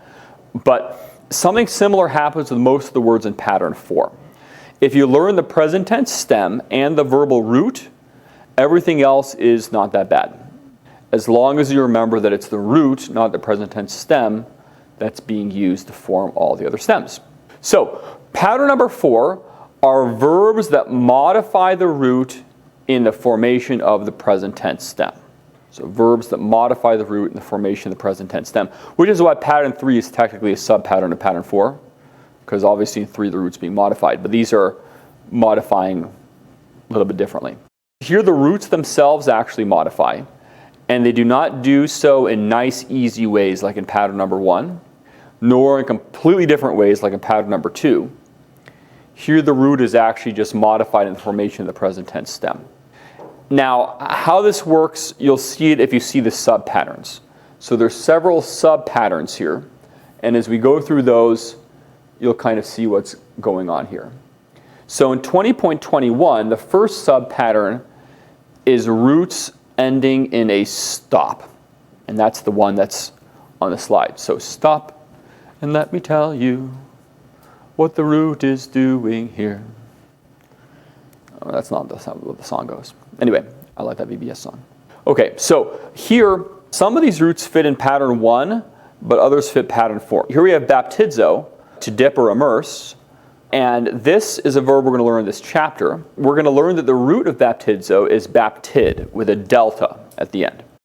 So how do we go from baptid, with a delta, to baptizo in the present tense, with the zeta? And there are reasons which we're going to look at in the advanced information section at the end of the chapter. But at this point, simply know that this verb has a present tense form in baptizo with a zeta, even though the root has that delta, baptid. Okay, so then what happens in the future tense? How do we go from baptid to the future form baptizo with a sigma? Now, first, are we going from the present tense stem baptizo to the future tense stem baptizo, or are we going from the root to the future tense stem? From the root. So don't try to go from baptizo to baptizo. Go from the root baptid to baptizo. Okay? And how do we do that? Well, what happens when a sigma is added to a stem ending in a dental? What are the dentals? Do you remember what the dentals are? Theta, delta, tau. Excellent. Tau, delta, theta are the dentals. And you add a sigma to tau, delta, or theta, and what happens? Just a sigma. They go away. They drop. So that's what's happening here. So the baptid, you add that sigma of the future tense, and the delta goes away, and it's perfectly regular, baptizo. So stem ending in a stop, the delta just drops. So let's quickly review the square of stops. Here's our square of stops, which you need to know very well. We have the labials, p, beta, phi, which when you add a sigma goes to psi. The velars, kappa, gamma, chi, which go to xi. And the dentals, tau, delta, theta, which go to sigma when you add a sigma. The last column, of course, is what happens when you add a sigma. This is what we had before. To remember the squares, we had a pi went by, phew. And those, you eat pie with your lips, so those are labials. So a pi went by, phew. Those are the labials. Then the velars, a cat at the gardener went, and the gardener must have had cows, so it was velars. So the velars are kappa, gamma, chi, cat at the gardener went, and then the top of the door went thud at the dentist office. So those are the dentals, tau, delta, theta. Top of the door went thud. So that's one way to memorize the square of stops. A pi went by, phew. A cat at the gardener went, and the top of the door went thud. Let's all say that together with hand motions, okay? A pi went by, phew. You eat the pie with your lips. A cat at the gardener went, and he had cows. So they're velars. The top of the door went thud at the dentist's office. Ooh. Hopefully your tooth wasn't in the door, like you slammed the door, pull the tooth out. Because we want you to have as many senses involved as possible. I got 3 further pictures to help you remember the square of stops. So here's our square of stops, which we're going to be seeing again here. Labials, p, beta, phi, psi, velars, kappa, gamma, chi, xi, and dentals, tau, delta, theta, sigma, and they become sigma. So labials, p, beta, and phi. So here we have pucker up for me, baby. So p, phi, and b, and of course with your lips, you get to kiss your bride. So pucker up for me, baby. And labials. Velars, we have cooking a good calf. So they have the veal there. This one, cooking, the he at the beginning is a little bit of a stretch maybe, but you get the 3 velars in there, and cooking a good calf. And then the dentals. All right, there. There are the dentals at the bottom. As long as you speak this way, maybe he pulled out one of the teeth and throw you the dentals. So if you want to remember them as pucker up for me, baby, cooking a good calf, and the dentals, that's fine. If you want to remember a pie went by few, and you eat the pie with your lips, and a cat at the gardener went, and the gardener had cows, so they're velars, and the top of the door went thud at the dentist's office. That'll work too. One advantage of these 3 here is they're also in the same order, the voiceless, voiced, and aspirate order. But those are 2 different ways to remember the square of stops. So here we're figuring out what's going on with the dentals here, with baptid to baptizo, the root baptid to the future stem baptizo.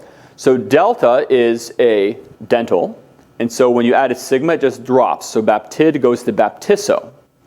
And so that actually makes perfect sense to go from baptid to baptizo when you remember your square of stops. If you try to go from baptizo with zeta to here, that's not really very clear how that would happen. So you have to remember to go from the root, as we've said many times in this lesson. But you know not to go from the present tense stem to the future stem, don't you? Yes. Now, any verb that you learn with a present tense stem ending in idzo, or actually odzo, idzo and also odzo, those 2 present tense stems are actually verbs that have a root that ends in a dental. So idzo, odzo ones are actually dental ending stems. And so you're going to learn the present tense stem, and you're going to learn the root, and then everything is regular after that in the stems formed from the root. So idzo, odzo verbs is our first subpattern here. Then look at the second one here. Tarak is the root, tarasso is the present tense form, and then taraxo is our future tense. This is an example of verbs from a group known as osso verbs. verbs that end in alpha, sigma, sigma, omega in the present tense. Now, while baptizo is actually one of the words in the vocabulary, we actually don't have terrasso in the vocabulary. Terrasso means to stop. It's actually not in the vocabulary anywhere, but perhaps it was just too much trouble. It means trouble, of course. More likely, it only appears in 17 verses in the New Testament, so it's not that common of a verb. But it's an example of this category, so terrasso means to stop, even though it's not one you're going to have in the vocabulary, but it's an osso verb. It's a verb that ends in osso. So osso verbs have roots that end in letters like ki. And what kind of letter is ki? It's a velar. Yep, that's right. See? It is a velar.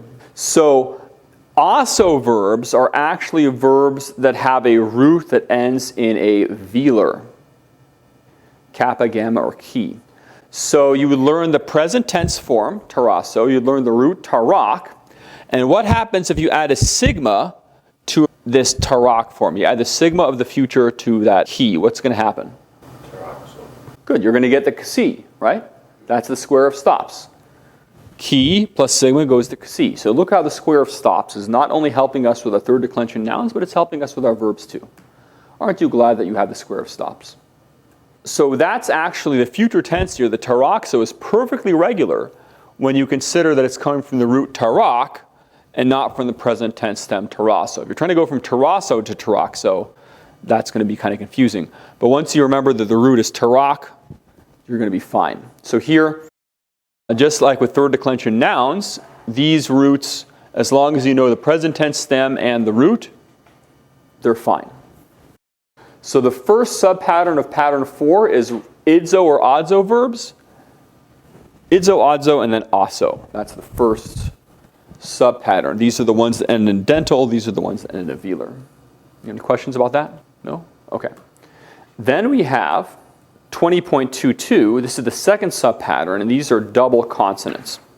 So this subpattern is words that in the present tense have double consonants. And now osso is obviously double consonant in terrasso, but we're excluding those. The osso is pattern 1, so every other double consonant except for osso. Okay? And one example is one we're going to learn in a few chapters, the verb ballo, to throw. I throw. So the root here is bal with a single lambda. In the present tense, that single lambda doubles to become ballo with 2. So what happens in the future? Well, the future form is derived from the root, and so it has only one lambda. So it's bal, not 2 lambdas. And what kind of consonant is lambda?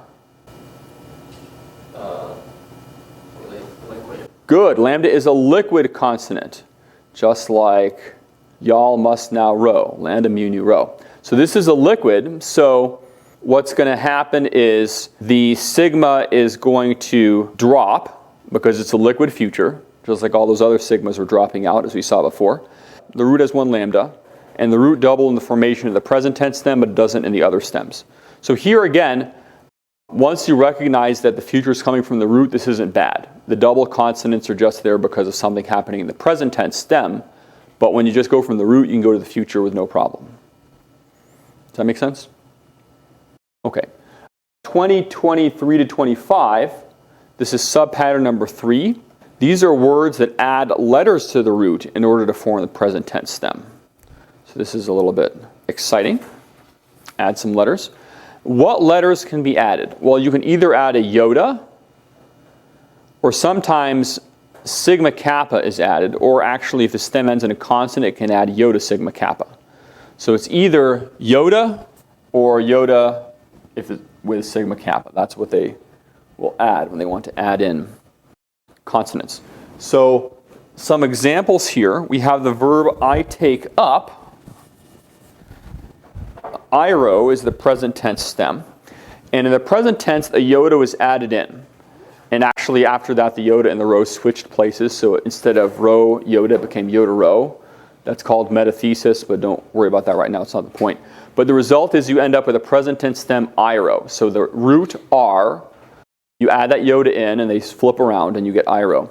But in the future is built on the root, and so we just go from r to ro. And here, nothing weird happens. You just get the future of RO. And what kind of letter here is rho? It's a liquid. That's why there's no sigma, because the sigma drops. So that RO, is that RO really irregular when you consider what the root is? No, the future tense is perfectly regular here. It's just in the present this Yoda has showed up. And usually when Yoda shows up, unusual things are happening. So just remember, when you're learning this one, do or do not. There is no try when Yoda shows up. So in the future tense here, you have the rho with no Yoda. Was added in the formation of the present tense stem. The verbal root just goes without modification into the future. Now, how about the gnosko here? I know. The root is gno, which goes unmodified into the future as gnosomai. So gno, you just add the sigma, and you're ending, and gnosomai, perfectly regular in the future. The unusual thing is gno became gnosko in the present. So here you've got that sigma kappa added in, and then you've also got a Yoda between the gamma and the nu.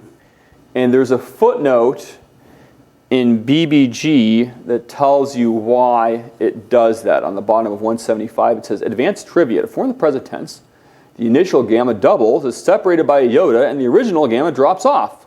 Sigma kappa is then added. So gno became gigno, which went to gino, plus sigma kappa plus omega became gnosko. You don't need to remember all of that. That isn't the point.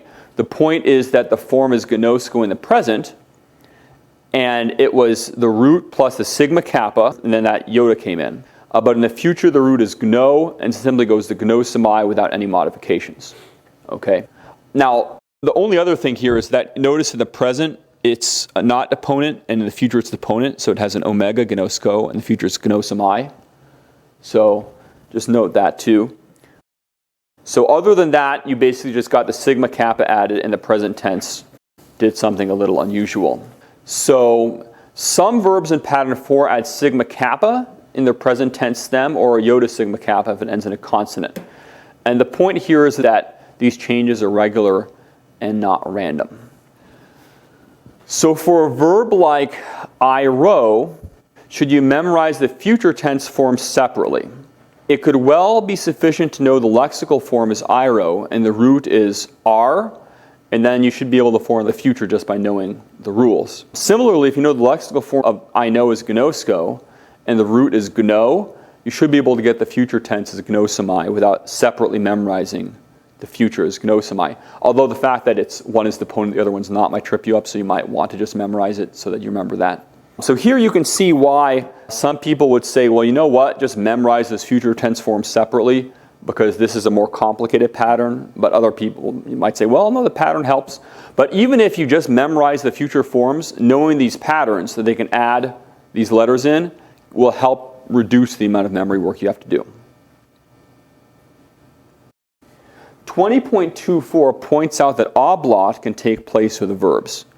We've already seen that with nouns. Vowels can change their length or drop out. He gives the example of pater with the eta, and the vocative becomes pater, and then the genitive you have patros, of a father. And that can happen with verbs as well. So the root apothon loses its alpha in the present tense stem and adds in a eta and an isk.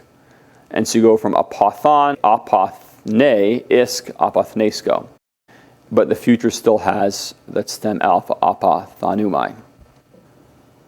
Okay, so I don't think pattern 4 is that bad. It may seem a bit overwhelming at first, and you may be in the fog for a little while. But I think as you review the chapter, you'll conclude it really isn't that bad. So patterns numbers 1 through 3, you definitely need to know them. And we're learning pattern 4 as well, even if you end up just saying, you know what, I'm just going to memorize the forms. But even if you do that, though, knowing the rules for the pattern 4 will help you, with the memory. So like here, this Yoda and sigma kappa coming in is not, that's the stuff that gets added in the present tense. It's not some random whatever. Pattern 4, the root is modified. 3 ways it can be modified. If there's a stop in there, it can be modified if you've got these double consonants, or sometimes it adds in Yoda or sigma kappa or Yoda sigma kappa. Questions about pattern 4? No? Okay. So let's go to some odds and ends. Okay, so the first odd and end. are you going to learn the rules or memorize lots and lots of tense forms? Now, you do need to memorize some tense forms to be sure. Like pattern 2, obviously you have to memorize the future tense forms because they're just Lego. You're not going to get from Lego to arrow. It's just different. So you're going to learn some tense forms in pattern 2, but if you're memorizing the forms in pattern 4, you should at least recognize and remember the patterns as you're memorizing forms. Be aware that there's some words that end in double consonants in the present, but do not have them elsewhere, and stuff like that. And the rules are very helpful, and they do reduce the memory work, whatever you do find helpful to memorize. Consider the rules. So odd and end number 1 is learn the rules, and that will help you even in whatever you have to memorize. The second odd and end relates to deponent verbs. Some verbs, as we already have said before, can be deponent in one tense, but not in another. Just like gnosko is an example. Gnosko is not deponent in the present, but in the future it's gnosomai, and there it is, deponent.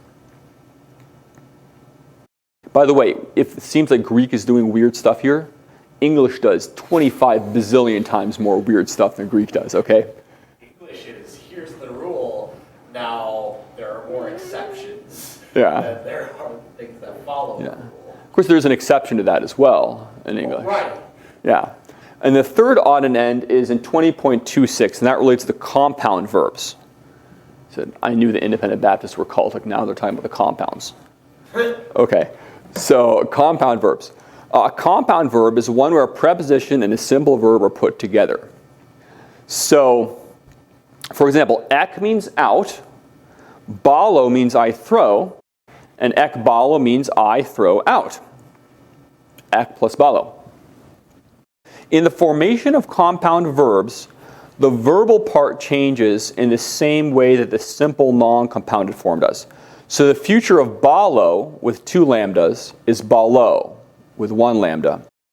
And the future of ekbalo with 2 lambdas is ekbalo with 1 lambda. So the compound verb changes the same way that the non-compounded verb does, except it has a preposition on the front. Okay? That's the third odd and end. Any questions about the odds and ends? Okay. So, what have we learned in this chapter? The root of the word is the most basic form. Good. The root of the verb is the most basic form, and the stem is? The tense. Most basic form of a verb in a particular tense. Excellent. We've learned what a root and what a stem are. The root is the most basic form of a word. The stem is the basic form in a particular tense. And remember, repetition is the key to learning, so we're saying this a lot. Stems are formed from the root. They are not formed from the present tense stem. We also learned that there are 4 patterns through which the root becomes the present tense stem. In pattern 1, the root is not modified. Yay, nice and easy, for the formation of the present tense stem. In pattern 2, the present tense comes from a completely different root than the root employed for the other tenses. In pattern 3, liquids, and the liquid consonants are? Lambda, mu, rho. Good. Y'all must now row. Lambda, mu, rho. The liquids, the root generally moves smoothly into the present tense stem, but the tense formative is epsilon sigma instead of just sigma on its own. The sigma drops out, and contractions take place that you need to be aware of. So that's pattern 3. All the Greek teachers know. You should learn patterns 1 through 3. The fourth one is a little more challenging, but the fourth pattern is the root itself is modified in the formation of the present tense stem, but the root for the most part goes into the other tenses unmodified. So as long as you know the root and the present tense stem, you've pretty much got it. And within this pattern we have idzo, and that includes odzo verbs, that's sub-pattern 1, which are roots ending in a dental. We have oso verbs, which are roots ending in a velar, and once you remember that, they're perfectly regular. And then you have roots where the final consonant is doubled, like balo. And then you have roots where there's letters that are added in the present tense stem, iota or sigma kappa or iota sigma kappa. And then we learned a few odds and ends. Watch out for deponent forms in different stems and what compound verbs do when they form their tenses. That's what we learned. And we're going to look at Mounce's summary here on page 176. So summary, the root of a verb is its most basic form. The stem of a verb is the basic form of that verb in a particular tense. All tense stems are formed from the verbal root. The present tense stem is not the basis for the other tenses. There are 4 patterns of how the verbal root forms the present tense stem. Pattern 1, verbal root and present tense stem are the same. This includes roots ending in a iota or upsilon, contract verbs, and roots ending in a stop. Pattern 2, the verb uses different roots. Pattern 3, liquid roots land a mu nu rho, generally used without modification except for oblat sometimes, in the present and future active stems.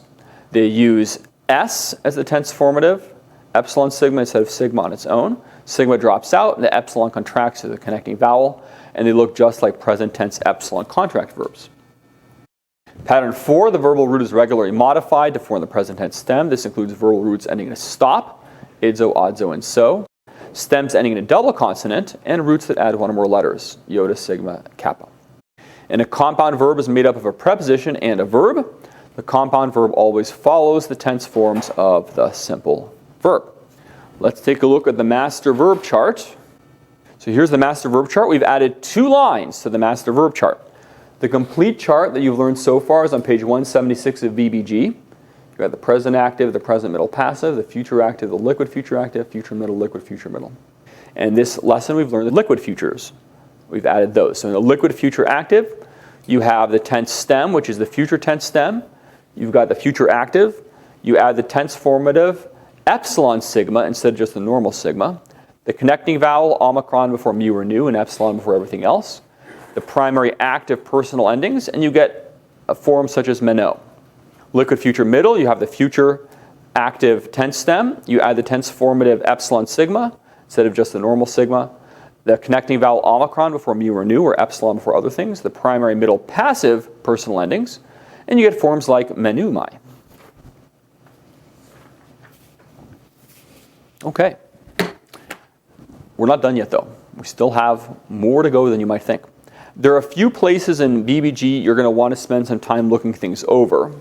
And one of those is this check it out section on page 177. Here, Mounce lists all the verbs that you know from BBG with their root, their present tense form, and their future tense form. And what you need to do is go through the list. As you go through each verb, ask yourself the following questions. Do I see how this is all working? Do I see how the root is being modified to form the present tense stem, but goes regularly into the future? Ask yourself, do I need to memorize any or some or all of these forms? So for example, with gnosko, you may simply want to memorize the future tense stem gnosomai because it's the deponent. But go through the list, see if you understand what is happening with the different forms, and determine what you need to memorize, and then memorize it. We're actually going to go through these right now, but after we do that, come back later and see if you can still do it on your own. Okay? If you can go through this list here and understand what's going on with the various verbs, that shows that you understand what you've been covering in chapters 19 and 20. And you can pat yourself on the back at least, this is chapter 20, so 20 times you can pat yourself on the back. If you're utterly befuddled, then you need to review the material until you get it. So what pattern and what sub-pattern of that pattern did these all fit into? We're going to answer that. And so I'll give you an example of what we're doing here. With the first one, there's agapa. In the present tense, it's agapao. In the future tense, it's agapeso. What's happening there? Well, this is pattern number 1. The verbal root and the present tense stem are the same. This includes roots ending in iota or upsilon, contract verbs, and roots ending in a stop. So here we have the sub-pattern of contract verbs. Agapao, this is an alpha contract verb. And what does 19.15 in BBG say? It says, what happens if the contract vowel does not come into contact with another vowel? Such is the case in the future tense, where the contract vowel is immediately followed by the tense formative. In this case, the contract vowel lengthens before a tense formative. Alpha and epsilon lengthen to eta, while omicron lengthens to omega. So agapa plus sigma plus omega goes to agapeso. That alpha becomes an eta. Poya plus sigma plus omega becomes poieso. Again, the epsilon lengthens to eta. Plera plus sigma plus omega goes to pleroso because the omicron lengthens to omega. As you will see, this lengthening before tense formative occurs wherever there's a tense formative. It is not restricted to just the future tense. Note that the accent is always over the lengthened contract vowel. So that's what you would understand from the first one. Why agapa in the present is agapao, in the future it's agapeso. That's pattern 1, subpattern of contract verbs. So the next one, aku. In the present it's akuo, in the future it's akuso. What pattern is it and what subpattern is that? If you look at the summary on page 176, it can help you. Is that pattern 1? Good, pattern 1. Akuo goes to akuso, and what subpattern is that with that upsilon ending? Pattern 1, you've got 3 subpatterns, roots ending in iota and upsilon, contract verbs, roots ending in a stop. Does aku end in an iota or an upsilon? Upsilon. So this is pattern 1, subpattern, roots ending in upsilon. So verbal root, present tense, stem are the same. This includes roots ending in a iota or upsilon. Contract verbs, roots ending in a stop. Okay, so baptid, present baptizo, future baptizo. Pattern 1, 2, 3, or 4. It helps that it was actually an example in one of the patterns. 4. 4, good. Pattern 4. And what subpattern? Subpattern. I think A roots in a stop. Roots ending in a stop. Idzo, odzo, and so. So this is an idzo, odzo. This is pattern 4 idzo verbs, which is roots ending in a stop. So idzo verbs, idzo, odzo. The present tense stems of the verbs end in idzo or odzo are generally formed from roots that generally actually end in a dental. For example, baptizo is from the root baptid. The final letter of the verbal root is changed to zeta to form the present tense stem. Forms of future is baptizo. Baptid plus sigma omega baptizo, which is totally regular. Remember, dentals drop out before sigma according to the square of stops. Okay, good. Next one, blep, blepo, present, and blepso, future. 1, 2, 3, or 4. That's 4 again. Okay, 4. Are you sure? No, it's not. 1. 1, okay. What subpattern of 1? P. What kind of letter is P? It's labial. It's a labial, it's a stop. It's on the square of stops. So this is pattern 1, roots ending in a stop. Verbal root and the present tense stem are the same. And the blepo becomes blepso because the P plus the sigma becomes the psi. So this is pattern 1, perfectly regular. This is roots ending in a stop. Okay, Yuga. Gena, root, present genao, future geneso. 2. So 2, completely different root, is it? Is this root completely different? Oh, no. No, it's not completely different. Genao to geneso from the root gena. So then it would be 1. 1, and what subpattern of 1? Does the root end in a iota or upsilon? Is it a contract verb or a root ending in a stop? Contract verb. This is an alpha contract. And so with contract verbs, remember that before the sigma, the contract vowel lengthens. So the alpha and epsilon lengthen to eta, and omicron lengthens to omega. So genao becomes geneso. So verbal root, present tense stem are the same. Contract verbs. So that's that one. Yuga. Gno, present gnosko, future gnosomai. 4. Okay, and what subpattern of 4? Isk. Isk? Yeah, it's the letters added one. Letters added. Subpattern 4, letters added. Gno becomes gnosko. And the advanced trivia, footnote 12 on 20.23, tells you what happens. The gno becomes gigno to gno and sko and all that stuff. So that's pattern 4, subpattern 3, letters added. Okay, Yuga. Duna, root, present dunamai, future dunasamai. 3. No. The root doesn't end in a liquid, it ends in an alpha. It's 1 contract verb. Pattern 1, contract. Yuga. So duna, not tuna. Duna. So this is a contract verb. Ends in an alpha. You add the sigma, and the alpha lengthens to eta before sigma. So this is perfectly regular. Dunamai, dunasamai. Okay, Yuga. Next one, eric, and then el youth. Present ericamai, future el eusamai. 2. Good. This is a 2. Completely different roots. By the way, pattern number 2 ones are very common words. There are not many in pattern 2, but the ones that are, like to say or to come, are used a lot in the New Testament. And just like in English, oftentimes the things that use the most are the most irregular. Think about the verb to be, right? So eric and el youth, this is the totally different roots. Eric becomes ericamai, and el youth becomes el eusamai. You just need to memorize both roots. And two different forms got together and act as if they're one word. Okay. This one's a little challenging. Sec, present tense echo, future tense exo.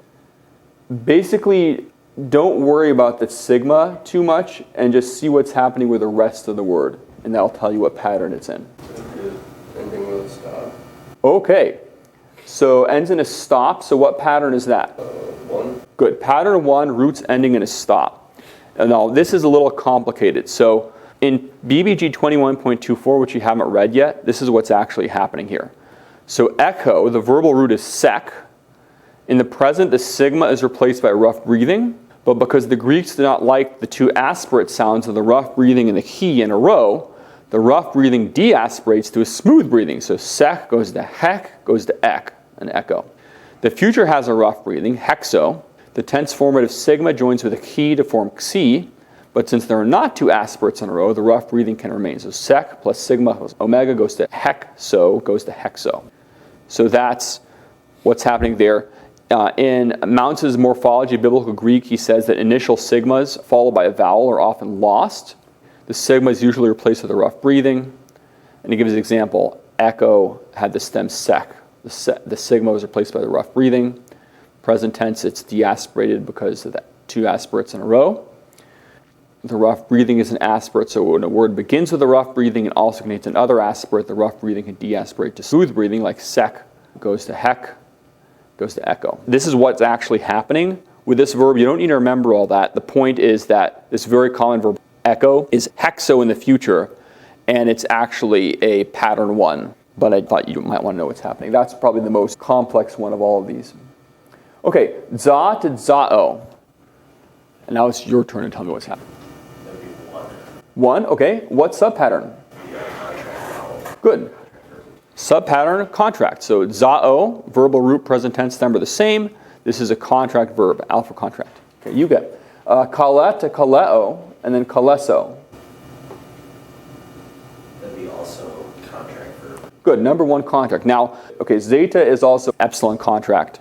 The one different thing about kaleo, this is unusual. This is one of the few contracts that does not lengthen its contract vowel. So it's not kaleso with an eta, but with an epsilon. And if you really want to know why, it's because there used to be a digamma after the epsilon, and the digamma dropped off. So the root was actually kale plus digamma. But because the digamma used to be there, it didn't lengthen the epsilon. So digamma was a letter in the Greek alphabet that dropped out of use before the Koine period. Most cases were replaced by upsilon. It was originally pronounced W, came between W, and it came between epsilon and zeta. And so that explains some irregularities in the language. So the root of akua was actually a kaw with the digamma. The digamma was replaced by upsilon. That explains why there's no contraction. So you don't need to remember all that necessarily, but that's just why the kaleo, the epsilon, doesn't lengthen. All right, lale to laleo or laleso. 1 contract. 1 contract. Okay, you get leg and erk forming lego and ero. That'd be 2 different roots. Excellent. Different roots. In 20.7, remember he mentions that most of the time when the future is the deponent, present is not, or vice versa, you have different roots, like horao and opsamai. Lu to luo and luso. 1 upsilon. On, yep. Verbal root ends in iota or upsilon. All right. Hara and op forming harao and opsamai. 2. Good. 2 different roots. All right. Pistu to pistuo and pistuso. 1 contract. 1 upsilon. Yeah, 1 upsilon. Yuga. Plera to plerao and pleroso. 1 contract. Good, 1 contract. And the omicron lengthens to omega because in the contract verbs, that's what happens when you add the sigma on there. Alpha and epsilon lengthen to eta, and omicron lengthens to omega. So pleroso. Excellent. Poyet to poyeo and poyeso. 1 contract. 1 contract, yep. Epsilon contract. Yeah, there's a lot of them. Paru to paruamai or parusamai. 1 upsilon. 1 upsilon, yeah. 1 ending in upsilon. Proskunet to proskuneo and proskuneso. Contract. 1 contract, yep. 1 contract. Epsilon contract becomes epsilon to eta. Sunag to sunago and sunaxo. 1 stop. Good. 1 ending in a stop. Yuga. Sod to sodzo and so-so. One stop. No, that present looks pretty different than the future, doesn't it? Oh, yeah. 4. Good. 4, what sub-pattern? The one like baptism. Good, it's like baptizo. It's the idzo. Notice that sozo has the yoda subscript, so you can see it that it's an idzo verb more clearly when you recognize that the yoda has subscripted in sozo. So this is an idzo-odzo verb. And the zeta dropped out before the sigma, and so you have so-so. And then te-re to te-reo and te-reso. Contract. All right, you got contract. All right. Lord willing, next time, please be ready with BBG lesson number 20. We're going to go over the vocabulary, but go to the advanced information 20.27 after the vocabulary, just so that we get all this done at one time here. 20.27 and 20.28, the advanced information. So here he's explaining some of the unusual things happening in the present tense in this chapter. Some of them are a result of consonantal yoda. We already saw consonantal yoda in third declension stems like pisteos. And so much of the change in the verbal tense stems is due to this consonantal yoda. So the consonantal yoda was added to roots ending in a stop to form their present tense stem. And the stop plus the consonantal yoda became idzo. So baptid plus the consonantal yoda became baptizo, or it became sigma, sigma, omega. So the tarak plus the consonantal yoda became tarasso. By the way, the accordance version of BBG's grammar actually puts a little symbol for the consonantal yoda, just like your textbook does. See beneath the yoda, there's a little thing. But the Logos doesn't. It just has yoda. You can't really tell what he's talking about.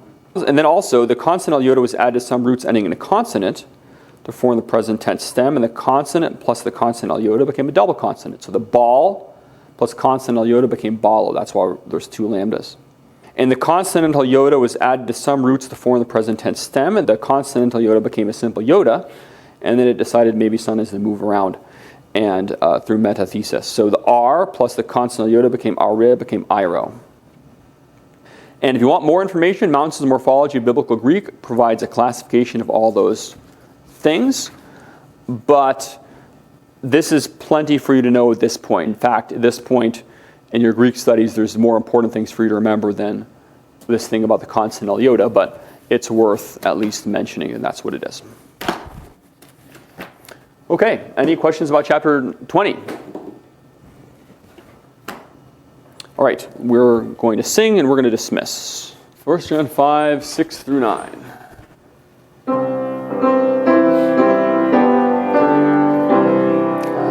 Who tossest in hafel, thondi hudatas, kai haimatas, Jesus a Christos.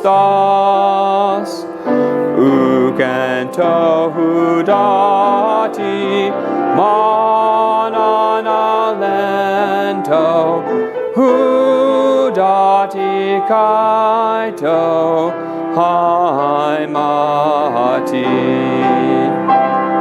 Kaita pneuma esti, tamarturun, hati tapnuma esti in hyaletheia,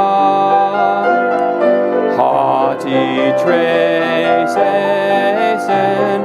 hoi marturuntes, ento urano,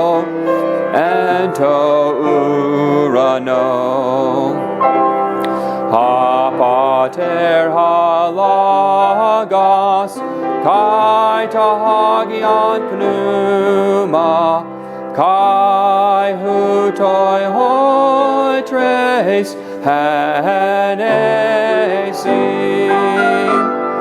haute est in he martyria tu theu, ha pater halagos, kai tahagion pneuma. Amen. Hallelujah. All right. Wish you the benediction here. He charis tu Kyrio Jesu Christu, kai he agape tu theou, kai he koinonia tu hagia pneumatos metaponton humon. Amen.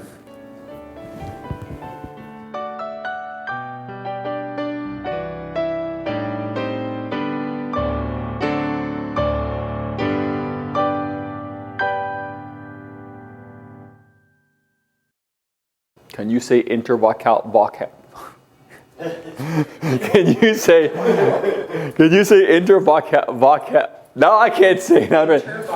Intervocalic signal, yeah. That's weird. It's like not even hard to say, but then when I try, yeah, I don't know, I can or not. But